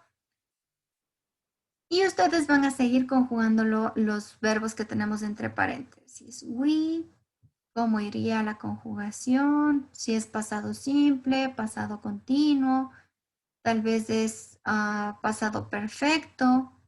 Van a ir utilizando esos tiempos, los narrative tenses, okay, guys? So, for this activity, guys, you will have 15 minutes to complete. 15 minutes to complete this activity. And you know how is the mechanic. So once you end, you will send the answers to the teacher and then you're going to upload the evidence to your student's portfolio. Sí, ya sabemos la mecánica. Vamos a realizar esta actividad. Enviamos las respuestas al correo. Y luego toman la foto y suben como evidencia. Can you see the link on your chat box? ¿Tienen ya el link en su chat? Yes, teacher. Okay, guys. Please start working in this activity. Empecemos ya a trabajar en esta actividad. 15 minutes, guys. 15 minutos para completar esta actividad. Es decir, que van a tener hasta las 9:05 para subir. Okay. If you have any question, you can ask, guys. The whole content of Unit 3A. Sí, 3 Lesson A. Tenemos ya el contenido de la unidad 3A cubierto, es decir, you saw how to use this, sorry, narrative tenses. Ya vimos más sobre los narrative tenses. So, I think now you can start your lessons with teacher Diego. Okay, pay attention because his class is going to be very, very interesting today. Okay, thank you, teacher. Hello, guys. How are you today? Okay, now we are going to start with the next lesson, the lesson from the unit number 3, the lesson B. So for to start, I want you to, okay, I will explain you first the activity that we are going to realize. Sorry. So I'm going to send you a link of this page in which you have to click here where it says let's draw, and for example matches. We're going to matches. How can I draw matches? I don't know. It's not charging. I see animal migration, or sunglasses, or necklace. I see confetti, or stitches, or line. Okay, so here you have time and you have Sorry, I to. couldn't guess it. There's a kind of insect in my room, so I don't know. What can I do? It's like a big bee. Okay, so the next word is elephant. So you have to listen first the word and then I you see have stairs, or drill. to draw I this see umbrella, or toaster, maybe or I lock, think or diving board. I see teapot, or yoga, or bench, no I or can't. bear, or jacket. Sorry, I couldn't guess it. Okay, so you have to draw 6 draws. You have to listen 6 words and draw, and then you have to send it to make a screenshot and send it to the WhatsApp group. So I'm going to send you the link now. And while you're doing the activity, I'm going to deal with With the insect. with the insect. So please, teacher, sorry, I need a few Don't minutes worry, for that. don't worry. So, guys, did you catch the idea? Sí, sí se entendió la idea. Van a tener que dibujar 6 de las 6 de las frases que les salgan en el link. Y una vez que ustedes terminen, ¿sí? Si lograron que alguna les adivinen, por favor envíen la captura de pantalla al grupo de WhatsApp, ¿ok? You need to be fast in this exercise. Necesitamos ser rápidos en este ejercicio. Y buenos con el dibujo. I know that not everybody is good at drawing, so try to draw the best you can. Vamos a tratar de dibujar lo mejor que podamos. So, for example, here it says, draw a butterfly under 20 seconds. Tengo que dibujar, o hay que dibujar una mariposa en menos de 20 segundos. Okay, so let's try to do this exercise and send it to the group, okay? Y van a enviar el resultado al grupo de WhatsApp. So, how do I write it? How do I draw? Oops. No.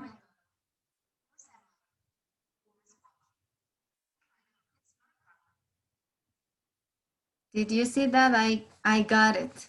Logré hacer una mariposa. So we're going to keep on playing and you will send some of the drawings you made or the score you got to our WhatsApp group. Let's continue with this one. We have a train, so let's make a train.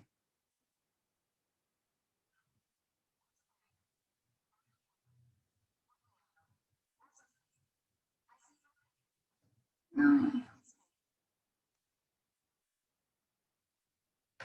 If you don't know the meaning of a word that you need to draw, please look for the meaning of that word.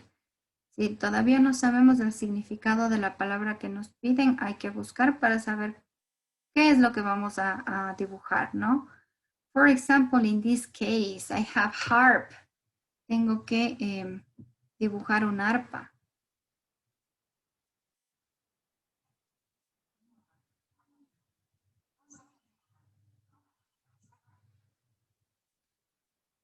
And like this. I have 3 to 6 drawings. Come on, guys, keep on drawing.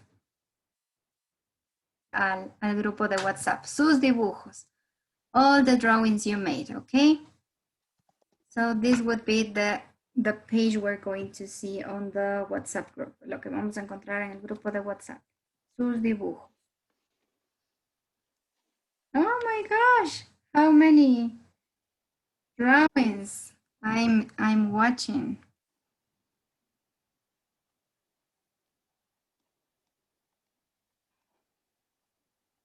Okay, I can see carrots, I can see umbrellas, shorts.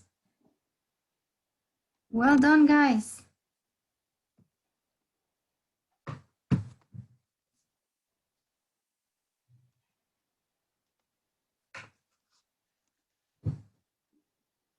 Hey guys, keep sending your screenshot to the WhatsApp group.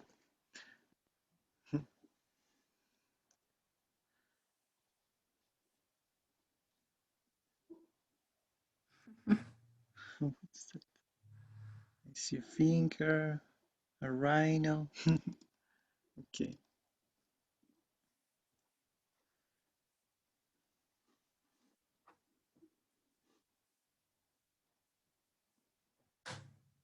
Okay, guys, I think most of you are finishing this activity, so we will wait 1 more minute, okay? We will wait 1 more minute for you to complete this activity. To look at these pictures, you have to look at these pictures in order. As you can see, there are numbered with lyrics from A to H. So first of all, we are going to look the picture number letter A, sorry. So please help me. Viviana, what can you see in this picture?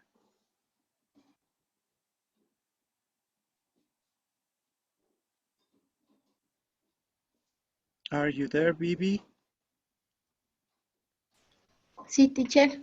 Okay, please help me describing what can you see in the picture number letter A. I see friends. Okay, it could be 3 friends, maybe. But remember, we are talking about family members, yeah? Or maybe they can be brothers and sisters, I guess so. Or cousins, maybe. We don't know. Okay, but thank you, Vivi. Please now help me, Luis. Help me describing what can you see in the picture letter B. In the picture letter B, I see 2 brothers and mother. Yes. Playing with the toys. Okay, playing with toys, I guess. So, yes, as you can see, there are 2 little babies and maybe a mother. Okay, thank you, Luis. Now, please, let's go to the picture letter C. Please, Brian, help me describing just what can you see in the picture letter C. I can see 2 babies with his father. Okay, thank you. And now, please, Lisette, help me describing the picture letter D. D, Yes, letter D. they are happy for their arrival of the new baby to the family. Okay, they are holding a new baby. Okay, thank you, Lisette. Now, please, Angie, help me describing the picture letter E. What can you see in that picture?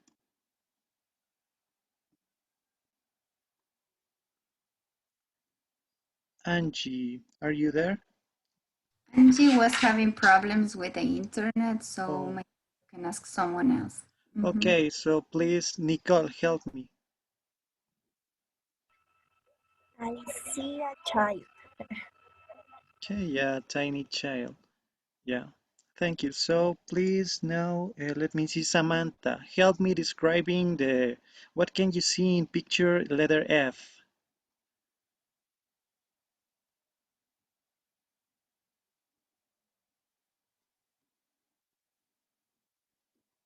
Sammy, are you there? Samantha?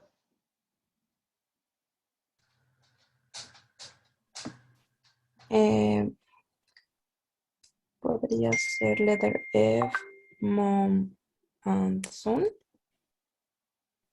Okay.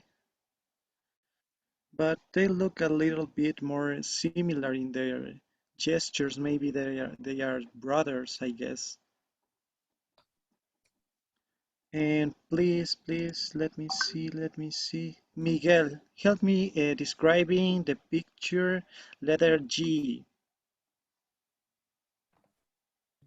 Family smelling. Yeah, family smiling. Yeah, that's it. Thank you. And please, let me see. Steve, help me Muy describing the bien. last Eso picture. porque son $27. Ya te mando los zapatos, verás. Eso para Sammy, you're with your Mm. microphone on, please. Turn it off. Thank you, Sammy. Okay, now Steve, please help me describing the last image, the picture letter H.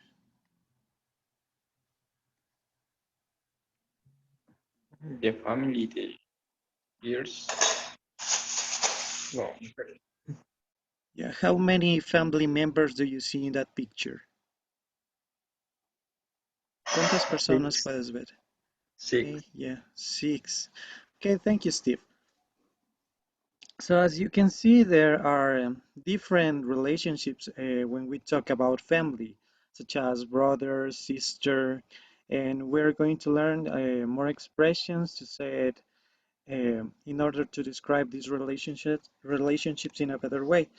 Para poder decir cómo decimos hermano mayor, hermano menor, y así otro tipo de relaciones familiares. Entonces, so let's see. So let me see. Here we are going to learn some new vocabulary for describing a family relationship. So first of all, I want to share you this picture. Okay, this picture is about an iconic family that almost all, I guess, have seen this series because it was on TV sometime and maybe we like this series. So as the title says, the series is called Malcolm in the Middle, you know. So this series is called like that because it talks about firstly the main character that is Malcolm, who is the middle son. Okay, he has 4 brothers and he is the middle one. So do you know what only child means?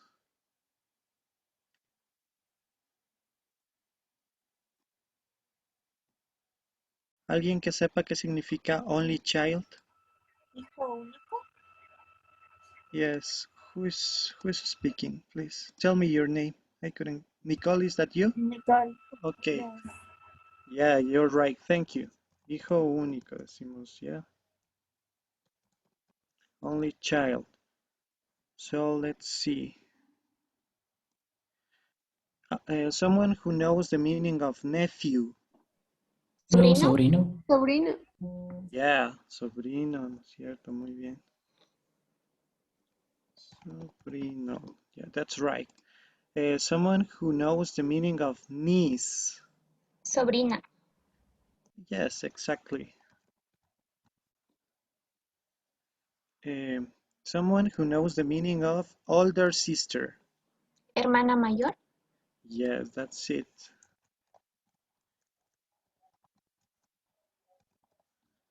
That's good. Um, please, let me see. Gabriela, can you help me with the meaning of middle child? Mm,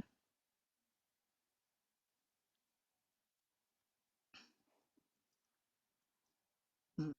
Gabriela, do you know the meaning of middle child? Yes, teacher.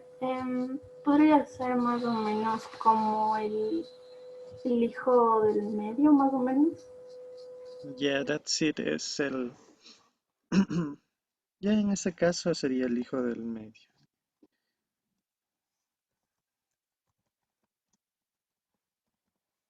Okay. Thank you, Gabby. So please help me. Let me see. Anita, what oldest child mean? El hijo mayor. Yeah.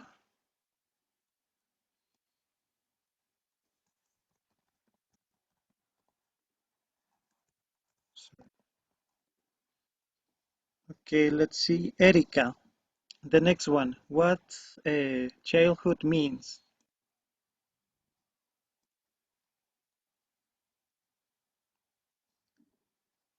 Erika, do you know the meaning of childhood?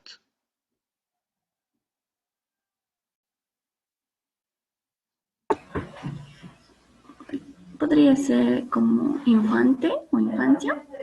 Exactamente, infancia. Thank you. Now let's see. We're going to see race. Who knows the meaning of race? What does this word means? Who knows?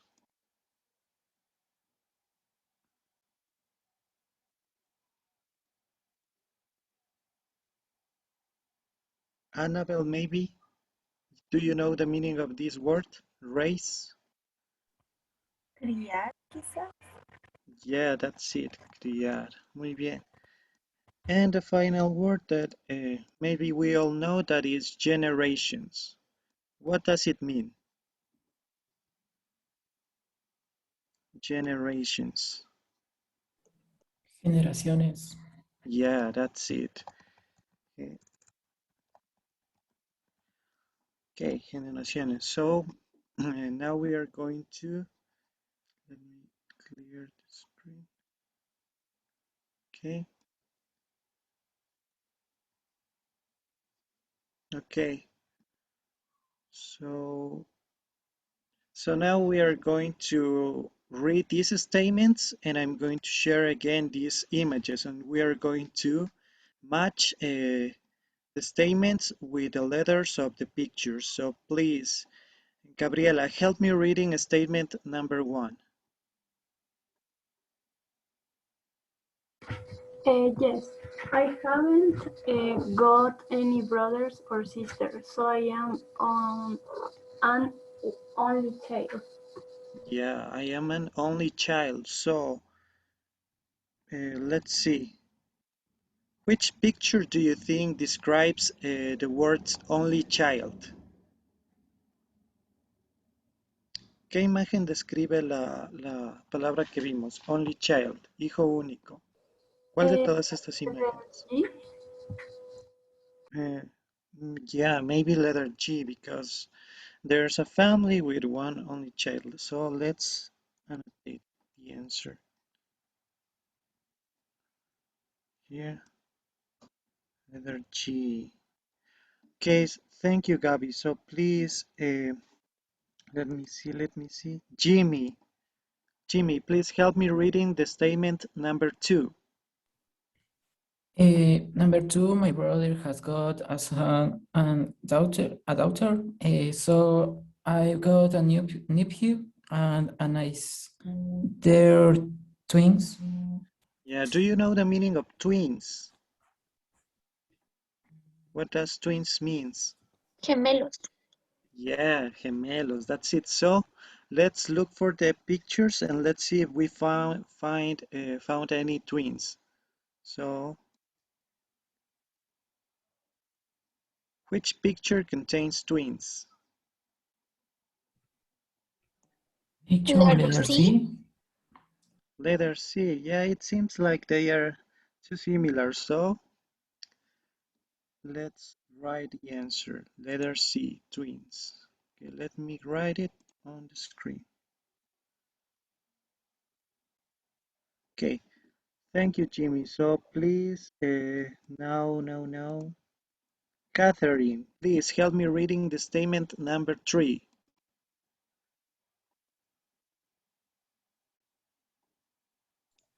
Yes, teacher. A ver. Judy was born a year before me, so I've got an older sister. The letter is A and F. Okay, Let's see. A and An F. older sister. Sí. Which one do you say? Did you say? The letter A A. and F.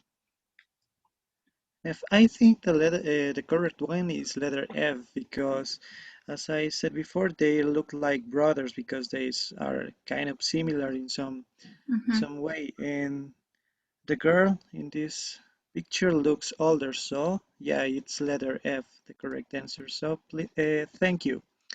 Let's annotate letter F. So please, no. Uh, Christian, help me reading the statement number 4. My brother is 2 years older and my sister is 3 years younger. I am the middle child in our family. Okay, so let's see the pictures and we will try to find the middle child in the images. So let's see. Which pictures contains maybe a middle child? Letter E. Yes, it could be letter A. Yeah, because they talk from an older brother and a younger sister, and maybe we're talking about her like the middle child. So let's write the answer, letter A. So thank you, Christian. Letter A. That's kind of weird. Okay. Now, please, George, help me reading the statement number 5. 5. I've got 5 brothers and sisters who are all younger than I am. I'm the oldest child in the family. Okay, let's look for the oldest child in the pictures. So the statement says I've got 5 brothers and sisters. Let's see. What do you think describe the picture?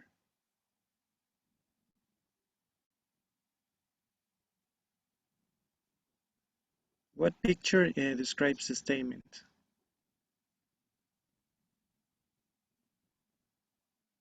Age? Yeah, it's age. Yeah, because there is an oldest sister, yeah, and she has 5 little or youngest brothers and sisters. So that's the correct answer. Letter H. Letter H. Now, please, Cynthia, help me reading the statement number 6. Number 6. My family lived in Malta until I was 12 years old, so I spent all my childhood there. The picture number E. Let me see. Yeah, it could be letter E because it's like, El libro. yeah, okay. Yeah, that's the correct answer because he's talking about the childhood, so it's like memory, I guess. Es como un recuerdo. So 6, letter E. Now, please, let me see who else. Michael, please help me reading the statement number 7.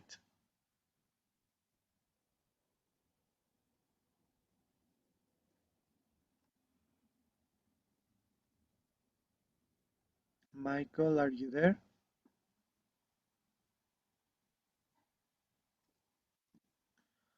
Okay, so let's hear from Fausto. Please, Fausto, help me reading statement number 7. Helen has given up work to stay at home and raise her young children. Okay, so which image do you think describes the statement 7? Let's see the images.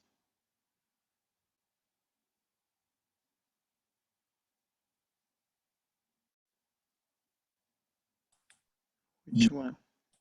Okay, B. It could be letter B.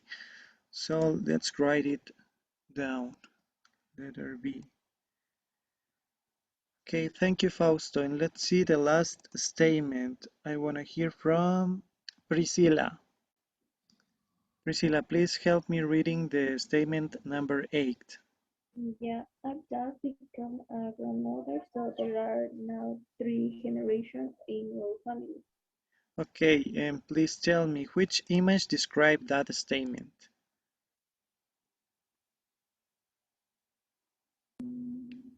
La C? See, are you sure about letter C?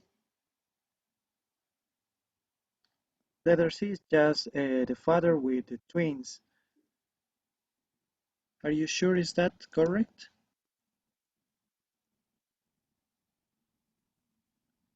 Because we already have letter C, we have letter G, C, F, A, H, E, and B. So which letter could be the correct answer? Remember that says, I've just become a grandmother. What does a grandmother mean? In number D? Okay, letter D, sorry. Letter D is the correct answer because as we can see in the picture, there is a, a grandmother. She looks a little bit old and she looks like a grandmother. So thank you guys, that's it. Let me erase all the annotations, all drawings, okay. So now we're going to now we are going to describe our family. So for example, I'm going to give you 2 sentences as an example. The first one says, I'm not an only child. I have 2 older brothers. This is true. I'm the last son, so I have 2 older brothers. And the second one is, I used to live in Ibarra in my childhood. Okay, so please now you will have 3 minutes to think about to make one sentence using the words that we learned. Like for example, I said only child and childhood in these examples. And then I'm going to write down here your sentences. So please, you have 3 minutes for doing your examples from real life. Okay. So please, Angie, what do we have to do? Was not working well. Sorry. Okay, let me see from let me see who hasn't participated yet. Cinderly, what do we have to do?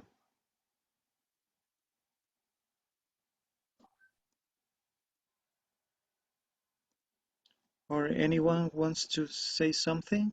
Angie, maybe you want to say something?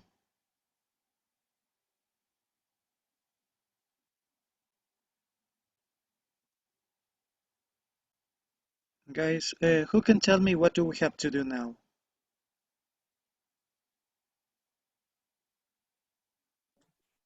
Hacer una oración describiendo qué somos y dónde vivimos, creo.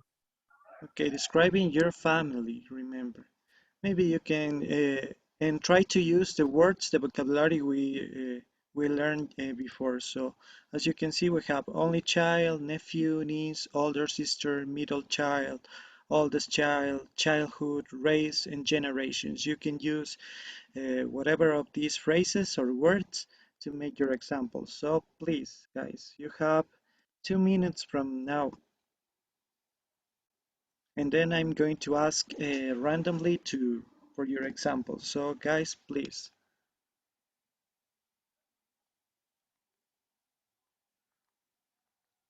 Also, I can see that I guess everybody has sent the evidence of the drawing activity. So thank you, guys.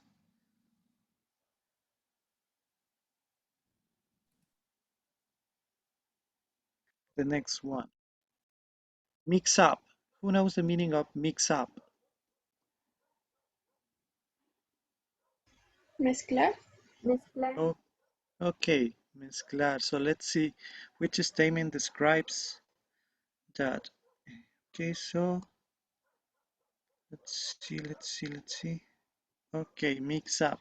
To think one person or think is another person or think. Maybe when we have a confusion, maybe we mix up things. So that's it. Ya mezclar las cosas, ¿no es cierto? Pensar que una persona o una cosa es otra persona o otra cosa y nos confundimos. Okay, so grow apart. Who knows the meaning of grow apart? Estar Ser separados de. separados. Okay, it's like to be, let me see, to meet. Okay, it could be to gradually have a less close relationship. Okay, gradualmente tener una relación más lejana, como que estar separados. Yes, that's the correct answer, guys. Let's see, take after. Who knows the meaning of take after?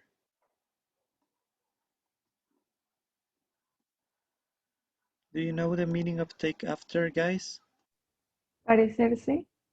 Okay, take after, to be similar to an older member of the family. Okay, cuando nos dicen que nos parecemos a nuestros papás o a nuestros abuelitos. Okay, we said take after. You take after your father, maybe. You take after your grandfather, grandmother, and something like that. So thank you. Let's see with the next one. Broke up. Do you know what broke up means?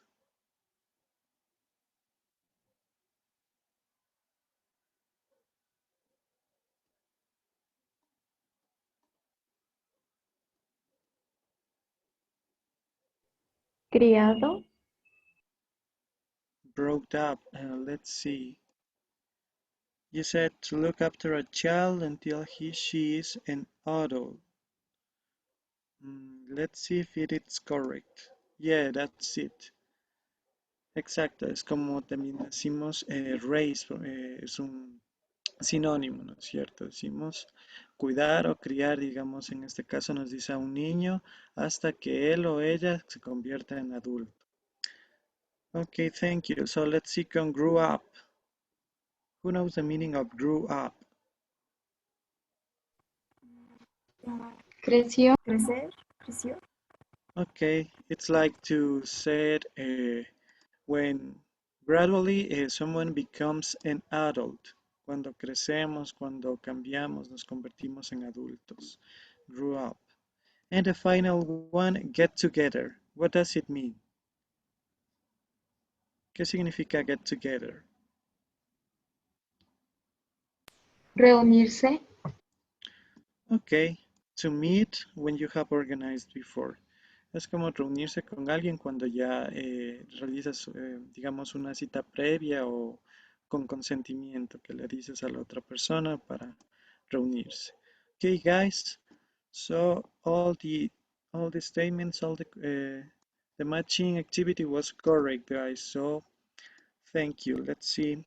Uh, now we are going to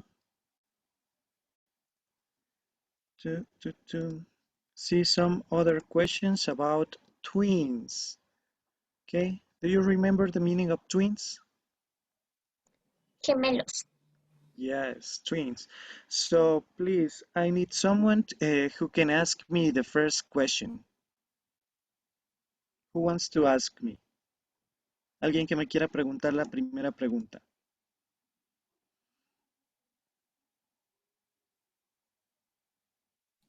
¿Solo leemos para preguntar? Yes. A ver. Do you know any twins? If so, how well do you know them? Okay, thank you, Lisette. Okay, to respond to your question, yes, indeed I know some twins. As you can see in the picture, uh, they are twins. He is my classmate. He's called Andres, and he has a twin that is called Afner. So I think I know you a little bit. Maybe I know more Andres because he's my classmate, and that's it. Okay. So please, someone else who can ask me the second question. Alguien que me haga la segunda pregunta. Yo, teacher. How Okay, Jocelyn. similar different are they? Are they? Okay, I think they are very physically they are similar. They look like each other, but in their personality, I think they are a little bit different in some ways because one is more extroverted and the other one is like more introverted, and they have different style. But maybe in the way they look, their clothes are like a little bit similar because they share their outfits and their clothes. So they have some similarities and differences. And one who can ask me the final question, the third one. Yo, teacher. Okay, please help me, Vivi. What do you think are the advantage, disadvantage of having a twin? Okay, maybe having a twin could have some advantages, algunas ventajas, ¿no es cierto? Maybe that there will be one person who you can share whatever, or having a more than a brotherhood relationship, de like being a friendship. Tal vez tener una relación más fuerte con la persona, aparte de solo ser hermanos, también ser amigos. And maybe they, as I told you before, maybe they have the advantage of changing their clothes and sharing all the things. And maybe a disadvantage can be that sometimes it can be overwhelming to have someone after you, I guess. And I don't know, I cannot really tell you one disadvantage of having a twin. Or maybe if we ask our fathers of which one is a favorite or something like that, maybe there could be some fights. Ya pueden haber algunas peleas por los favoritismos de saber quién es el favorito de los papás y así. Okay, so as you asked me, now I want you to know from you guys. So please, Miguel, do you know any twins? If so, how well do you know them? ¿Conoces algunos gemelos o no? No, teacher. Okay, no, you don't know them. Thank you, Miguel. So please let's see from Tania. Are you there, Tania? No, teacher. Okay. Who knows any twins? Who wants to participate? ¿Alguien que conozca gemelos?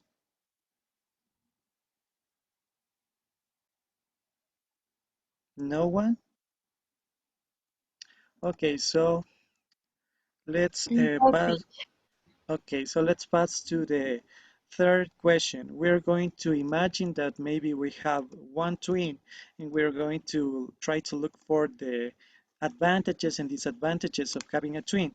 So please, I want to hear from Nicole. What do you think are the advantages or disadvantages of having a twin? ¿Cuáles crees que son las ventajas o desventajas de tener un gemelo? En el caso de que tú tengas una gemela. Puedo decir en español. Ok, no problem.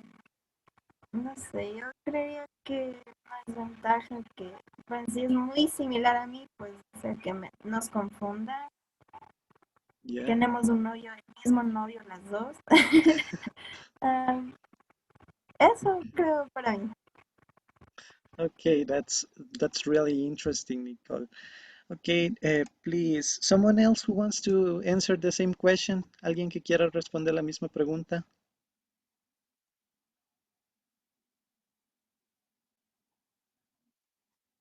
Who wants to participate, guys?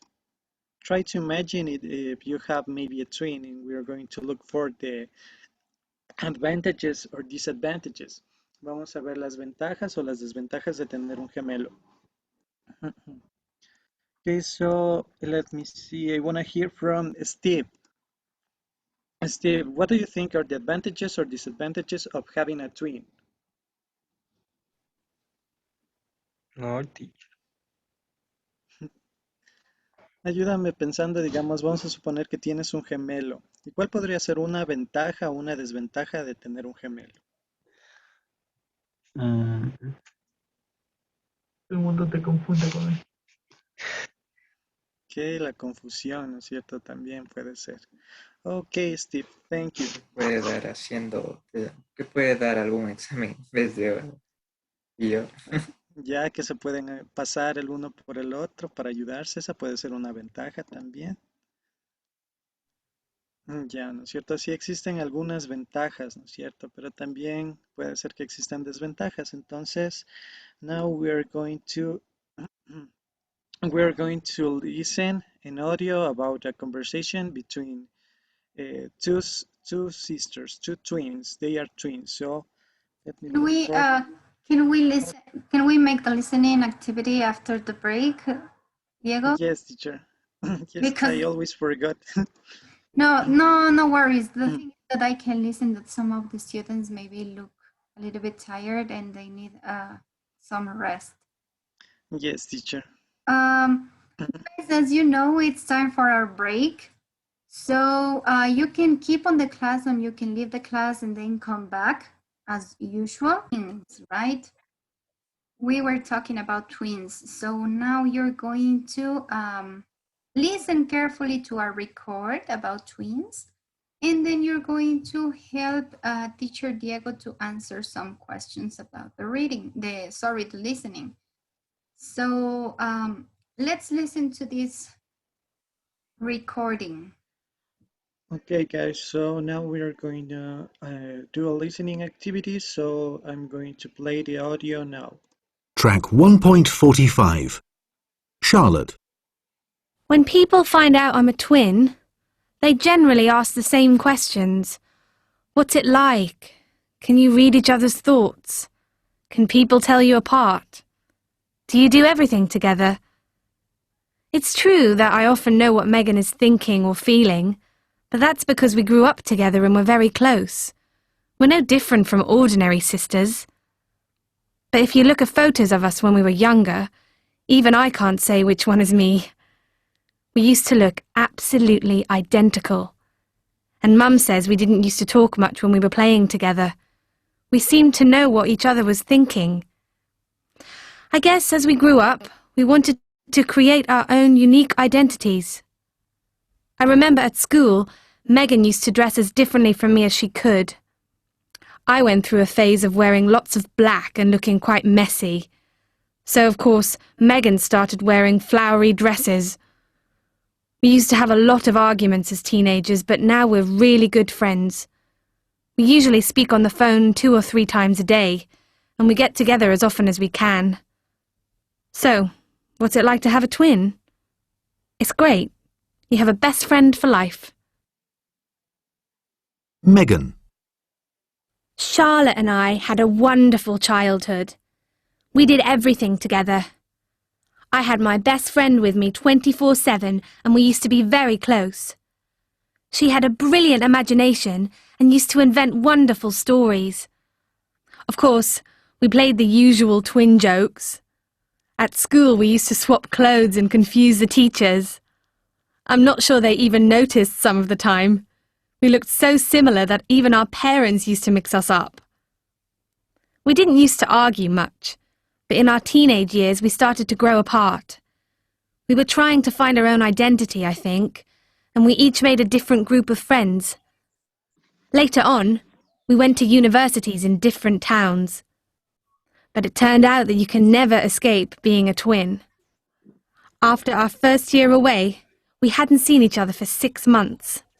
The day we went home, we saw that we'd both cut all our hair off.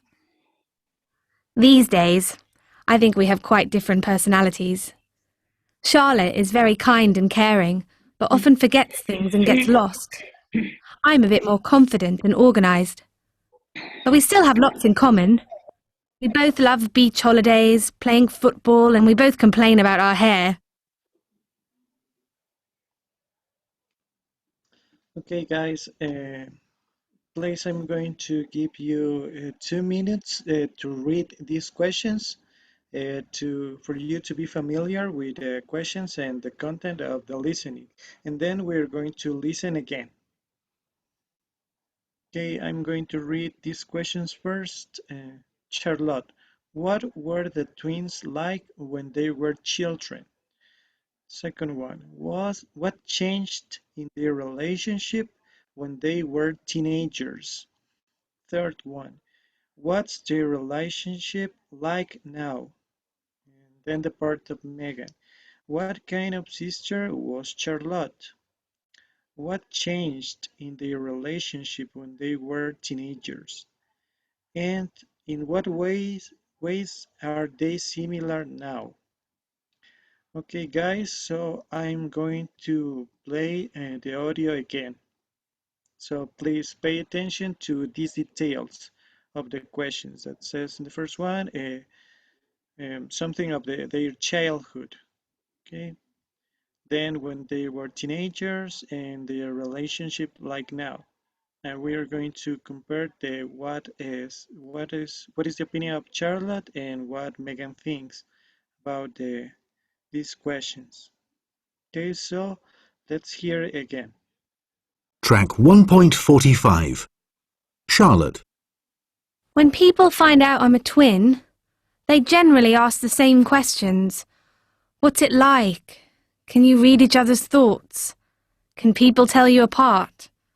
Do you do everything together?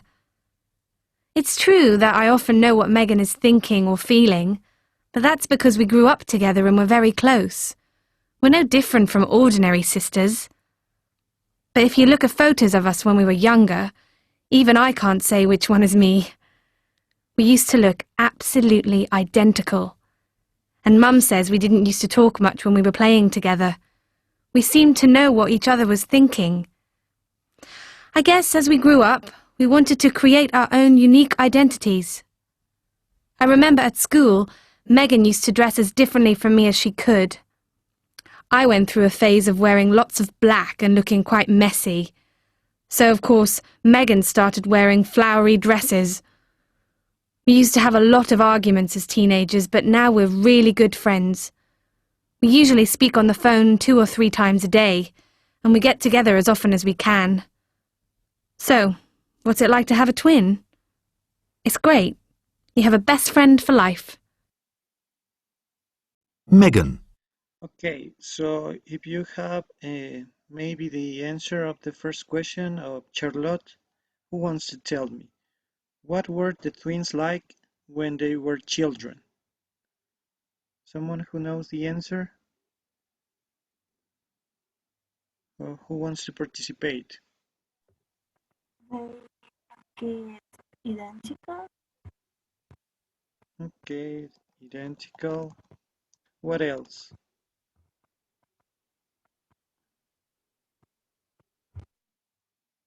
What else? Who can tell me anything that you heard from the audio? What were the twins like when they were children? No hablaban mucho. They didn't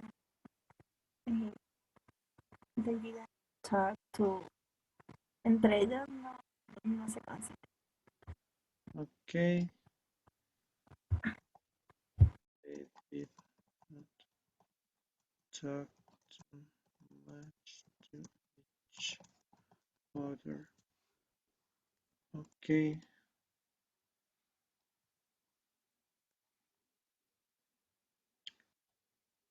So, okay, let's see. What else? Who can tell me any other detail from this question? What were the twins like when they were children?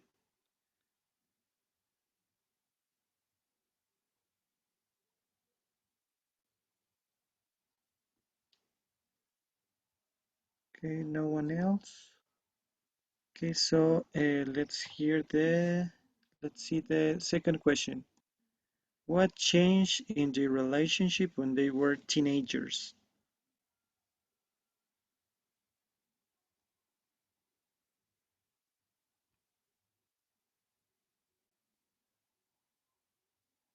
Okay, or maybe do you want to hear the audio again? Yes, teacher. Okay, I'm going to repeat the audio. Track 1.45. Charlotte.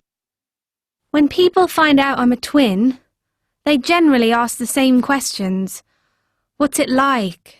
Can you read each other's thoughts? Can people tell you apart?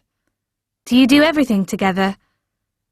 It's true that I often know what Megan is thinking or feeling, but that's because we grew up together and we're very close. We're no different from ordinary sisters. But if you look at photos of us when we were younger, even I can't say which one is me. We used to look absolutely identical. And Mum says we didn't used to talk much when we were playing together. We seemed to know what each other was thinking. I guess as we grew up, we wanted to create our own unique identities. I remember at school, Megan used to dress as differently from me as she could. I went through a phase of wearing lots of black and looking quite messy. So, of course, Megan started wearing flowery dresses. We used to have a lot of arguments as teenagers, but now we're really good friends. We usually speak on the phone 2 or 3 times a day, and we get together as often as we can. So, what's it like to have a twin? It's great. You have a best friend for life. Megan. Okay, now who can tell me the answer of the second question? What changed in their relationship when they were teenagers? Who wants to participate? They wanted to create their own unique identity.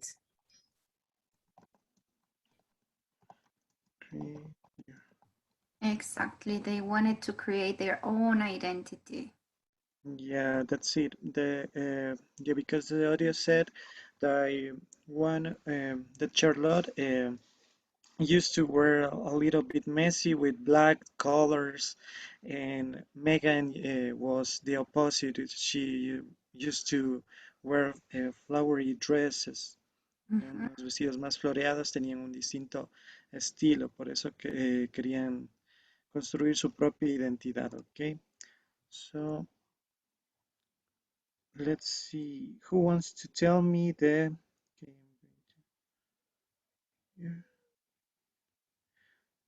Who wants to answer the final question? What's the relationship like now, according to Charlotte? They are good friends. Okay, they are good friends. Okay. That's it, because despite the fact they study in different towns, they are studying the university in different towns, they call each other to try to, and they meet each other when it's possible. So please now let's clear the drawings, okay? Let's listen the part of Megan, and we will see what Megan think about the same question. So please, guys, pay attention to Megan speaking. Charlotte and I had a wonderful childhood. We did everything together. I had my best friend with me 24/7 and we used to be very close. She had a brilliant imagination and used to invent wonderful stories. Of course, we played the usual twin jokes. At school, we used to swap clothes and confuse the teachers. I'm not sure they even noticed some of the time. We looked so similar that even our parents used to mix us up. We didn't used to argue much, but in our teenage years we started to grow apart. We were trying to find our own identity, I think, and we each made a different group of friends. Later on, we went to universities in different towns. But it turned out that you can never escape being a twin. After our first year away, we hadn't seen each other for 6 months. The day we went home, we saw that we'd both cut all our hair off. These days, I think we have quite different personalities. Charlotte is very kind and caring, but often forgets things and gets lost. I'm a bit more confident and organised. But we still have lots in common. We both love beach holidays, playing football, and we both complain about our hair. Okay, guys, so who can tell me, let's see, Megan's best friend. Okay, Samantha, thank you. Okay, who can tell me the answer for the first question? What kind of sister was Charlotte according to Megan? How, how Megan described Charlotte? ¿Cómo describió Megan a su hermana gemela Charlotte? She was Best friend. she was Megan best friend. Okay, she was very creative, she said. She was Creative. imaginative That's and the word. She used was. to a lot the stories is to make up stories algo así. Yeah, she had a brilliant imagination, she said. She Okay, always thank you. make up some stories, no?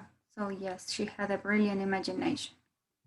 Okay, so thank you. Let's see the second question. Who wants to tell me what changed in their relationship when they were teenagers, according to Megan? What changed? It was quite similar to what Charlotte says because okay, who wants to tell me? It was similar, but I want to hear from you.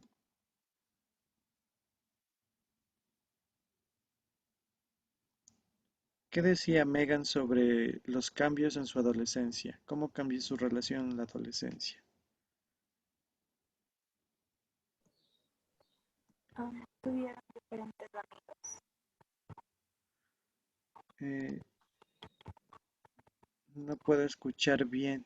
Perdón. ¿Me pueden repetir, porfa? Can you repeat me, please? Tuvieron diferentes amigos. Okay, they had different friends. And the same, that they tried to build up their own identity. Ellos trataron de explorar y construir su propia identidad. Okay, and finally, in what ways are they similar now? ¿Qué dijo Megan sobre esta pregunta? In what ways they are similar now?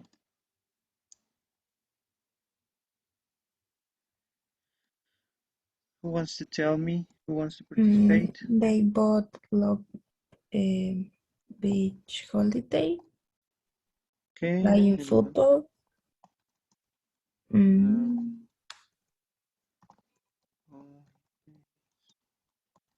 Sports, pongamos en este caso.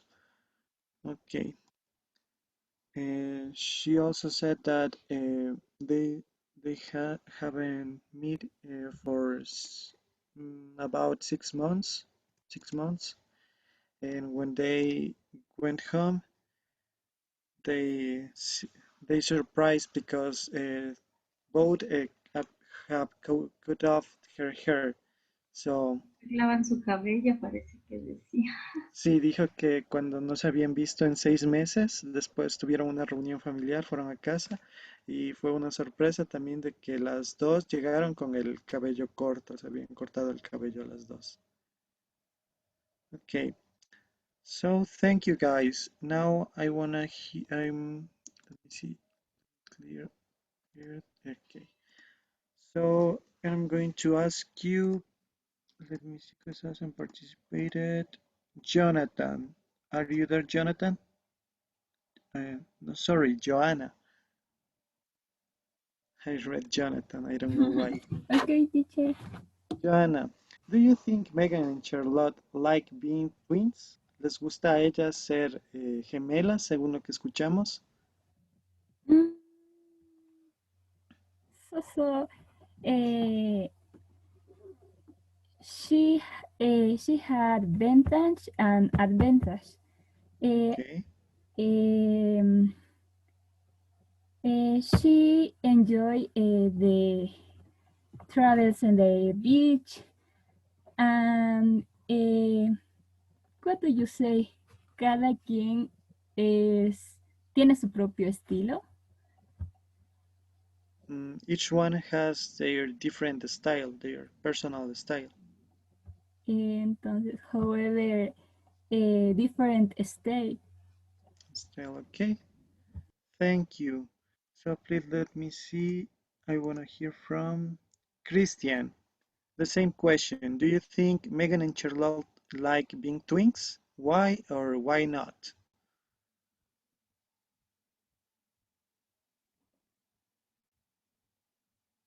Christian, are you there? No mucho, digamos, doesn't not because in the we in this moment she's not ellas no se llevan muy bien ahora creo. De momento, algo así. Okay. Thank you, Christian. That's your opinion. But let's see from Luis Enriquez. Please help me with the same question. What did you heard in the audio about this? Do you think Megan and Charlotte like being twins or not?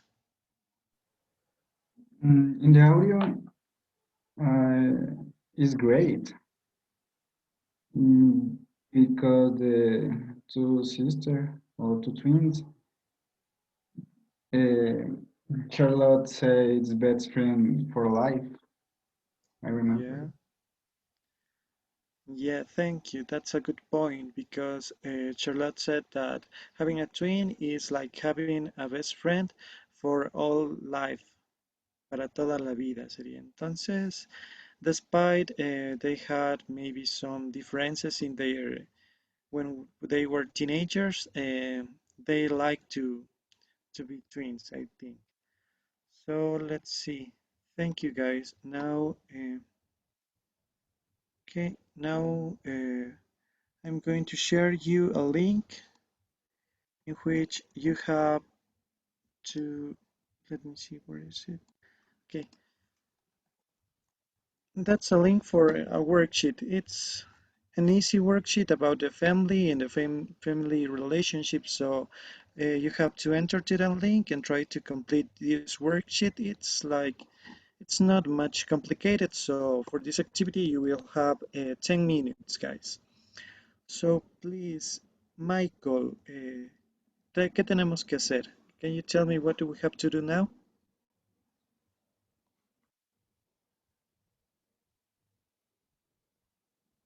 Michael?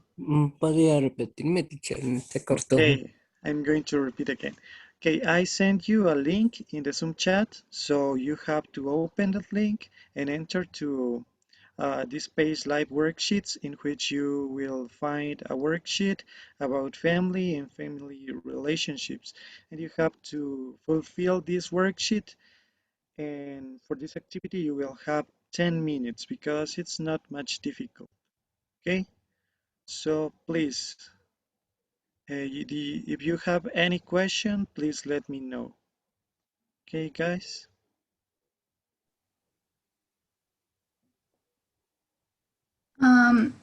¿Enviamos a su correo o al de la teacher?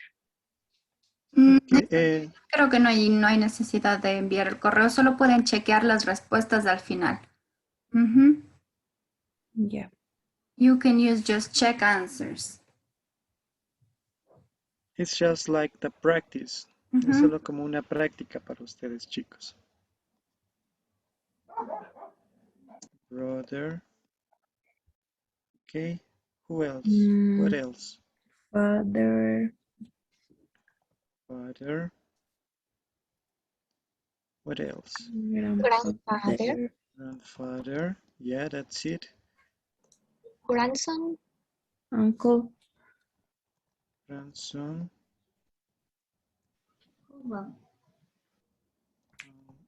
Uncle. Husband.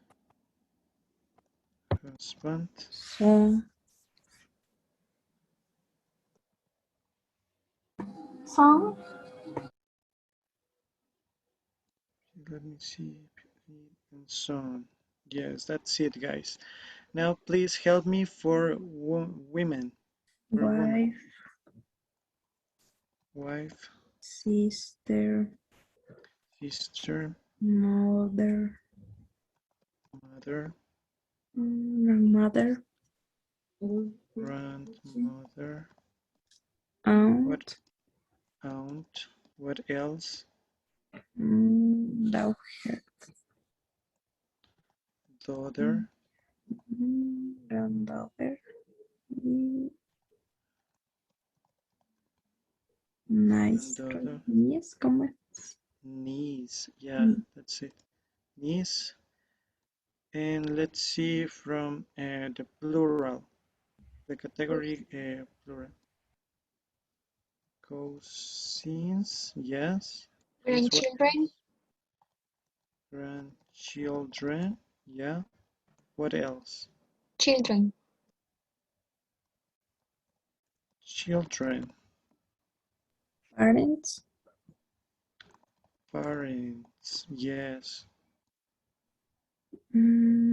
great, no, es great Great, grandchildren great grandchildren y great grandparents. and great, sorry, great grand parents. And what else? The final one.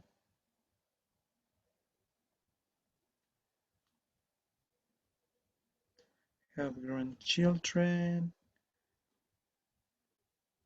and great grandparents, husband, mother, nephew, niece, parent, sister, son, uncle, and wife.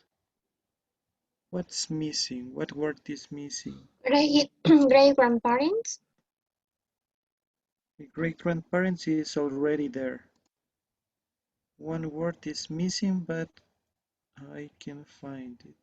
Aunt, brother, children, cousins, daughter, father, granddaughter.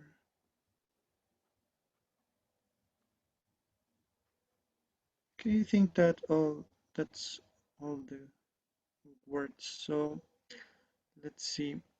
Now here in the part 2, now complete the sentences with the right family member from the box above. So let's see. Amy is Anna's. What is Amy for Anna? Mother. It's Anna's mother. Yes, right. Mom. Sam is Susan's. Where is Sam? Sam is Susan's Husband. husband. Yes, that's it. That's it. Husband. Harry and Doris are Susan's Grandparents. grandparents. Yes. Richard is John's Son. son. Tom is Luke's Brother. brother. Richard and Anna are Amy's Children. children. Anna is Sam's Nice. niece. Niece. Yes, that's it. Don't forget that we said nice to refer to the adjective. Have a nice day, but we need to pronounce niece when we refer to the word sobrina. Okay, Laura is Richard and Anna's Cousin. Cousin. cousin. Yeah. Sam and Susan are Laura's parents. Okay. Susan is Anna's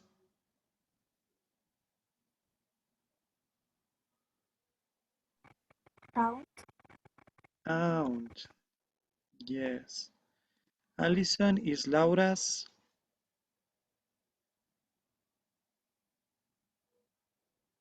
Let's see. Allison. What relationship has Allison with Laura? Grandmother.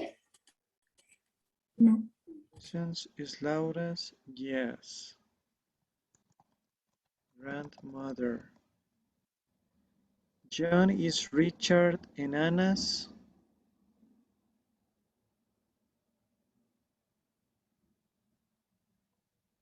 What is John for Richard and Anna? Who can tell me? John is Richard and Anna's Father. father. Yes, that's it. Luke is Sam's. Where's Luke? What is Luke for Sam? Uncle? Okay, it's Sam's uncle. John is Tom's. Let's see, John is Tom's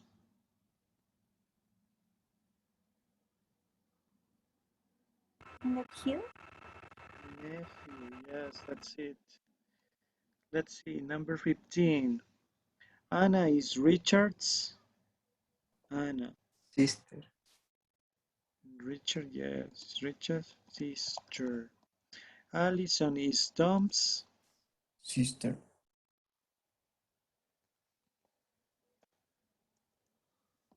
Is that right? Allison is Tom's Why? wife. Yeah, it's wife. Okay, let's see. Laura is Sam's and Susan's. What is Laura for Sam and Susan? How do we say hija? Daughter. Daughter. Eso. Daughter. Daughter. We pronounce daughter. Okay. Harry is Laura's. The final one. Great grandfathers? Great grandfather. Okay, guys. Thank you. So we have completed this worksheet. And now, let me see. Where is the...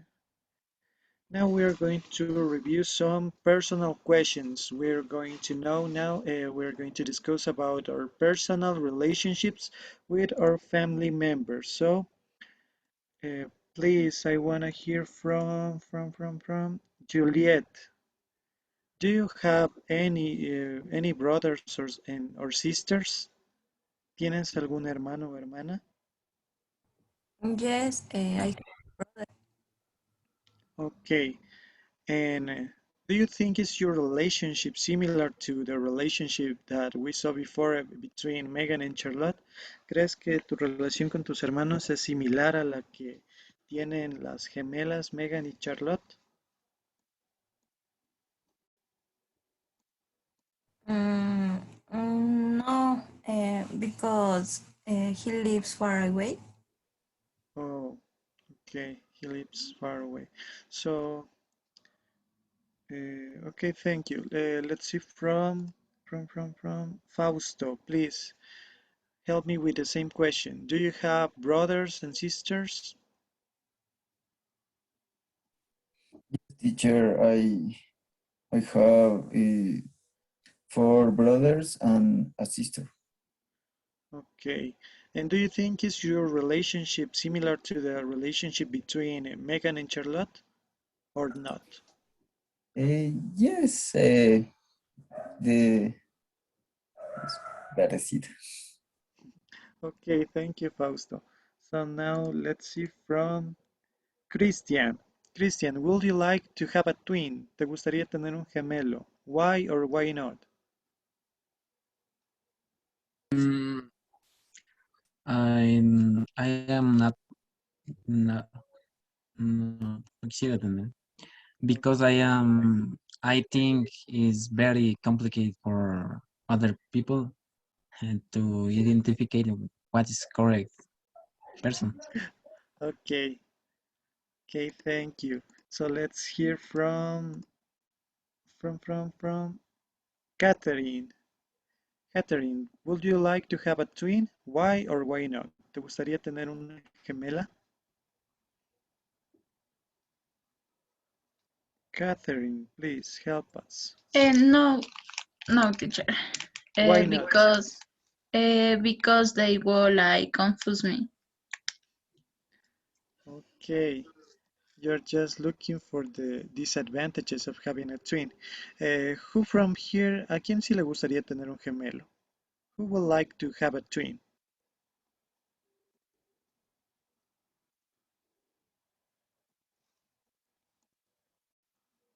¿A nadie? ¿Nadie quisiera tener un gemelo? A mí sí me gustaría, because Okay. I think very interesting. Okay, it's kind of interesting, you know. Yes, as Charlotte said, that having a twin is more like the brotherhood relationship or sisterhood that is more likely to be a friendship also. Uh, Charlotte said that having a twin, it's like to having a friend for all life. Okay, so maybe that will be a little bit weird to have a twin, but who knows? Okay, so now we're going to see some grammar.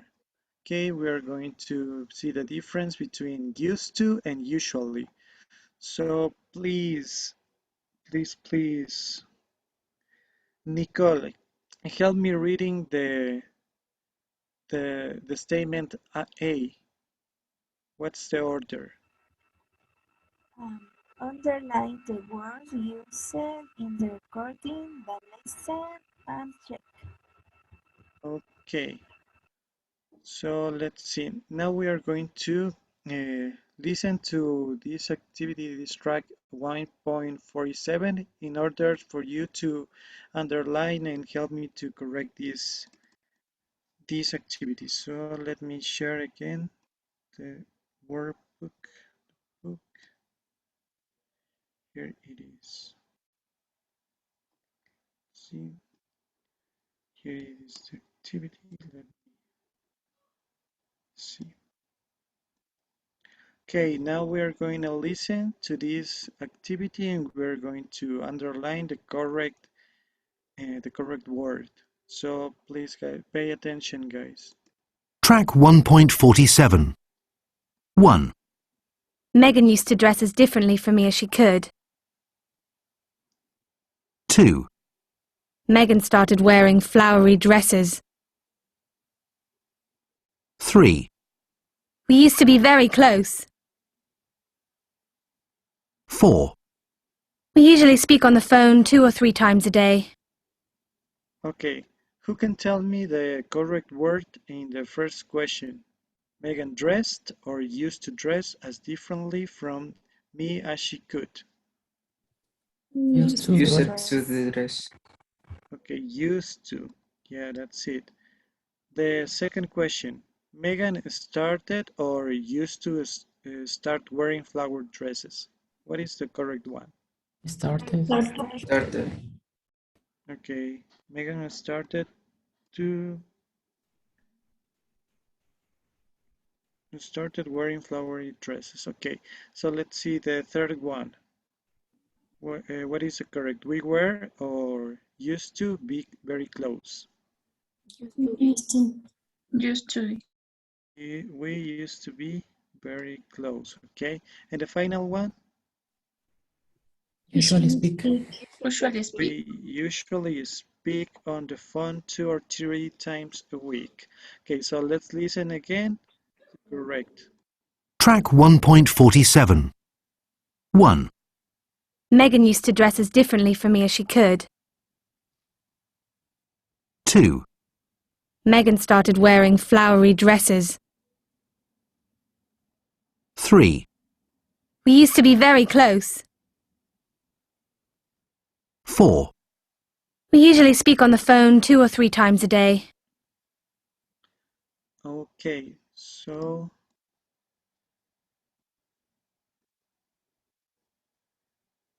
now let's do the next activity. Complete the rules with the words in the box. So now we are going to complete these rules. I need, please let me see. Steve, help me reading the statement number 1.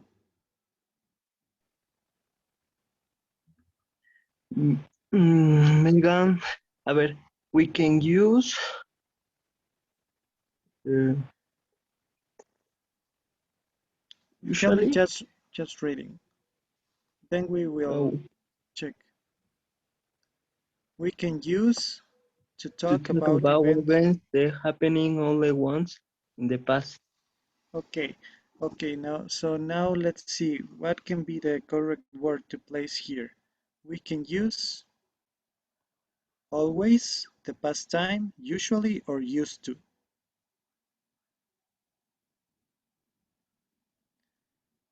¿Qué usamos para hablar de Past eventos? simple.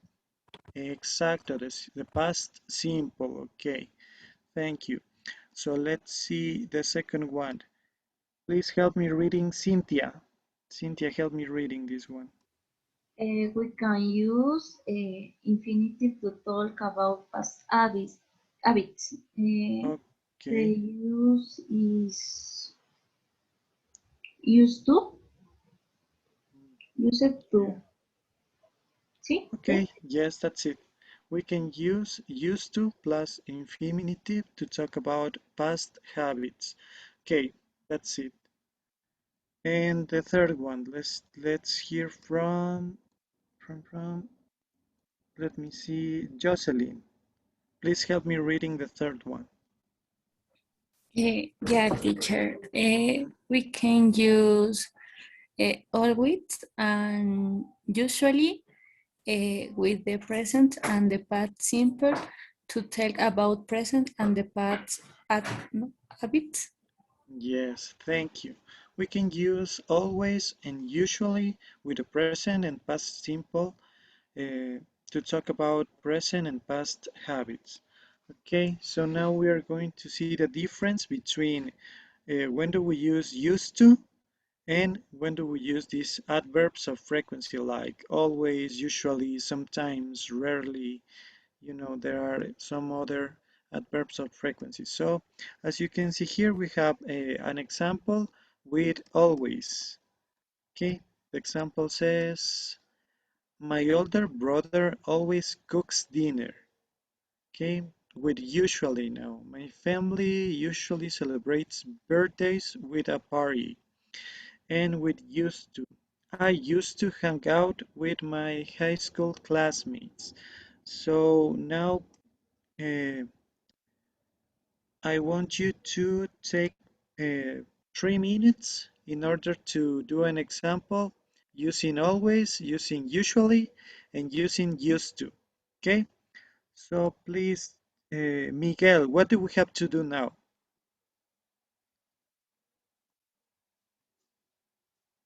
¿Qué tenemos que hacer, Miguel? Hacer oraciones parecidas a las que están ahí Okay, con yeah, nuestros that's it. datos. Tenemos que utilizar always, usually y used to. Don't forget. Y también traten de utilizar las frases que ya vimos anteriormente. Por ejemplo, aquí dice older brother. eh, También hang out, que son verbos prosales que vimos, phrasal verbs, el vocabulario que vimos. We, we Yes. can use we can use this used to see Mm, use it to see to talk about events that happened only once in the past. Okay, sorry, Michelle, but you had to do an example, like a sentence, using always. For example, as you can see here, my older brother always cooks dinner. So that's what you have to do. Tienes que hacer un ejemplo, una oración utilizando always.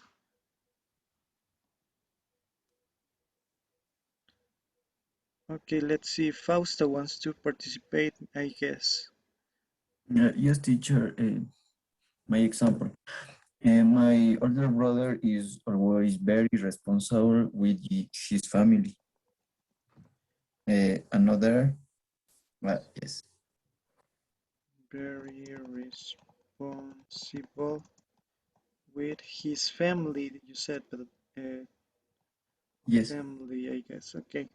Thank you. That's a good example. Okay, thank you. Now let's hear from Brian. Let's hear your example with usually. Yeah, my friends usually come to my house to watch a movie. Okay, my friend usually comes to my house to watch a movie. Okay, thank you, Brian. Now let's see from Samantha. Can you help me with your example using used to?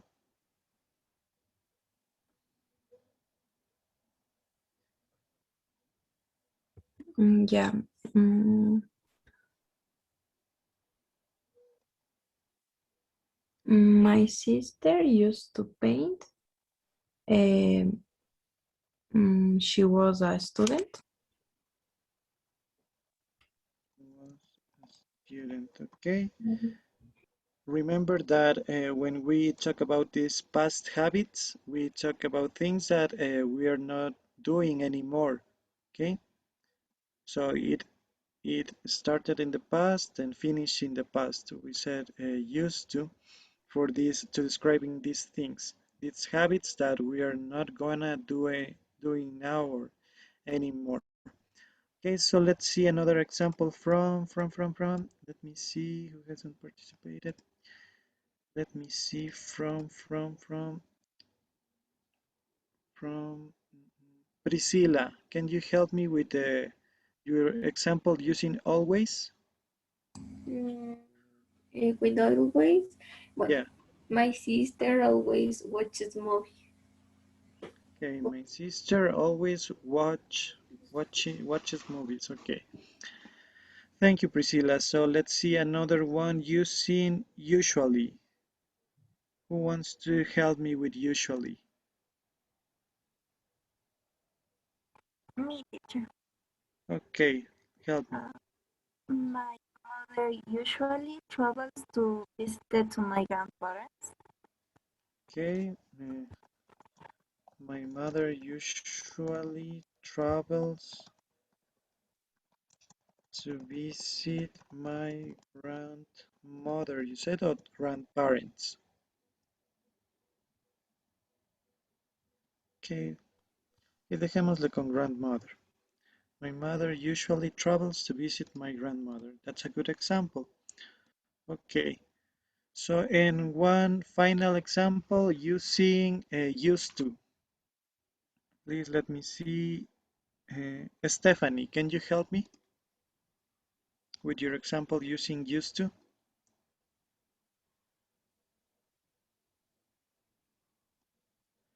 Stephanie, are you there? Yes, teacher. Okay, help me with your example. I used to play with my cousins when I lived in Quito. Okay, you used to play with your cousin when you lived in Quito.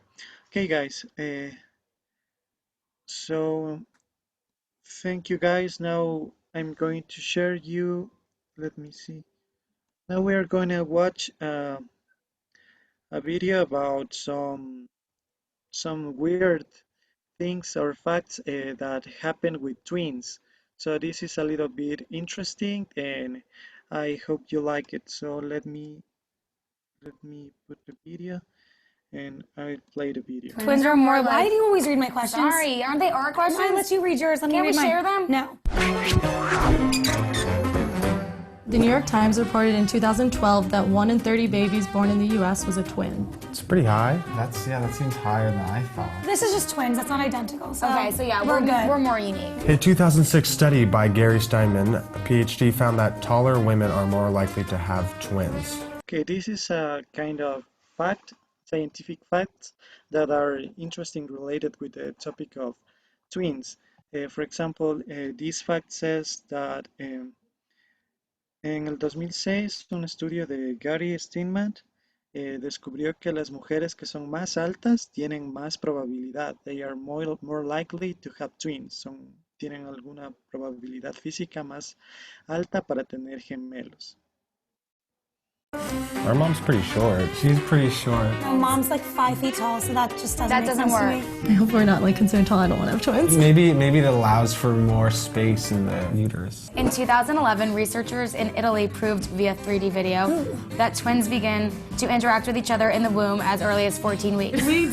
Okay, this fact is also curious because it says that In 2011, researchers in Italy proved that via 3D video that twins begin to interact with each other in the womb as early as 14 weeks. This means that que hicieron un estudio en el 2011 con un video en 3D y descubrieron que los gemelos comienzan a tener interacciones entre ellos dentro del vientre a partir de las 14 semanas. That twins begin to interact with each other in the womb as early as 14 weeks. We definitely did. You think? Oh my god, I feel like we came in like this. Yeah. What did we talk about when we were in the womb? Do you think we were like in a little bubble and we were like reaching out to each other like that? Whenever we fall asleep, it's in like the same Yeah, we womb just go into position. like womb position. That's gotta be. We definitely were interacting. Yeah. Roughly 40% of twins invent their own languages spoken only amongst themselves. It seems about true. We have our own. Okay, this study says that roughly 14% of twins invent their own languages spoken only amongst themselves. This means that cerca del 40% de los gemelos inventan su propio lenguaje para interactuar solo con ellos, solo entre los dos. Language, definitely. A few words. There's a few words. But do you remember specifically that one time we were in the ocean on vacation? We were like speaking like gibberish, and this woman came up to us and asked us where we were from. Oh, she's like, yes. "Where are you from?" I do remember And we're like, that. "Oh no, we're just not talking? saying anything." We'd like start talking to each other. We'd be like not even saying anything. There's a few words. It's more like a vocabulary sheet rather than a language. The other word in our language is blhrie, spelled B-L-H-R-I-E, and it's a social outcast. It's mainly just become a nickname for our dad now. Identical twins do not have the exact same fingerprints. Yes. Okay, this other fact says that identical twins do not have the exact same fingerprints. Despite they are identical maybe in their physical characteristics, they don't have the same fingerprints, you know, nuestras huellas digitales, que a pesar de que son idénticos, ellos no tienen las mismas huellas. We knew that. Although they have nearly identical DNA, fingerprint patterns are not based on DNA alone. So we can't do crimes for each other. As long as we wear gloves, if we're ever going to kill anyone, we'd be fine. A UK study from 2005 found that dressing twins in the same clothes could cause stigma and social isolation from the twins' peers. Ya, este estudio en cambio nos dice que en el 2005 un estudio de Reino Unido, a UK study, descubrió que vestir a los gemelos de una forma igual con las mismas ropas, with the same clothes, puede causar como, en este caso sería como un estigma social para que los gemelos se sientan como que isolation, aislados, yeah, that's the word. Thank you, teacher. Que se sientan aislados de su gemelo. We're doing the same thing now. Are we antisocial? Like a little bit. We like switched schools in 4th grade, and my mom dressed us exactly alike, and the kids like went nuts. So we made all of our friends based off of that. We didn't want to look identical at all. Not at all. Twins are less likely than non-twins to get married. That feels true. Some interpret these findings to mean that since they were raised with a partner of sorts, twins have less desire to be married. So many of our friends have said this to us. Because it's like, you're my you would, soulmate. right, I know. Like, you're my number one. My boyfriend will be like, oh, you're my favorite person. I'll be like, oh, you're my second favorite person. I also always envisioned that when I buy a house, it would be with Benny. You're just so used to, like, you feel like you've been in a relationship your entire life. You really do. I just don't want to get married because I don't want to get married. But I also have Benny, so it's okay. It's possible for a woman to have fraternal twins with different fathers. Some research suggests as many as 2% of fraternal twins could have different dads. Yeah, 100%. This fact is really curious because it says that es posible que exista un 2% de probabilidad de que puedan existir gemelos de diferentes padres. So it's like a little bit weird, but it's possible. Yeah, totally. Sperm can stay alive for up to 5 days after sex under the right conditions. If a woman releases 2 eggs rather than the usual one, and if she has sex with more than one man within a 5-day window, it's possible that sperm from different men can fertilize each egg. That is the weirdest thing That's ever. gotta be more fun to explain than when someone's like, oh, are you a twin? You're like, yeah, I am. Let me tell you. We're also half siblings. Yeah. That's like a riddle. Did you feel like you learned anything? I feel like I learned a lot. I mean, like, some of them were kind of like shocking, some we knew. I learned so much about twins. I just sort of knew who I was, and now I know so many more things about twins all over the world. I feel like a lot of these were really interesting. Don't mess with twins. Yeah, the especially DNA. identical twins. The murders. I learned a little bit more about twins, but I'm not leaving here totally aghast. You're not wowed by twins. I love twins. Me too. Okay, guys, I hope you liked the video. If you wanna comment something related now, you have the time to do it. Or if you wanna say something related with the topic, si quieren decir algo o comentar algo, pueden hacerlo.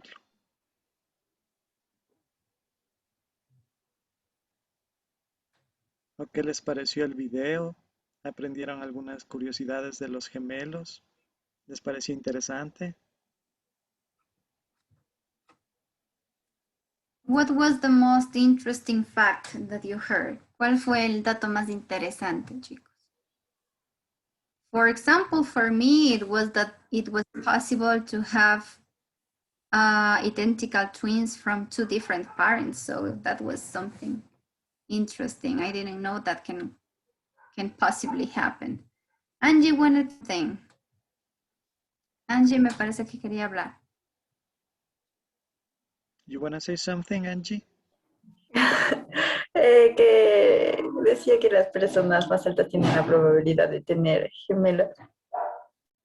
Okay, that was a little bit curious, but some of the twins that were in the video said that their mom was not too much tall. Yeah, so maybe that's not a bigger possibility. I don't know. So, but in fact, it's a curious feature. Okay, so if you want to say something else, anyone who wants to share anything else from the video?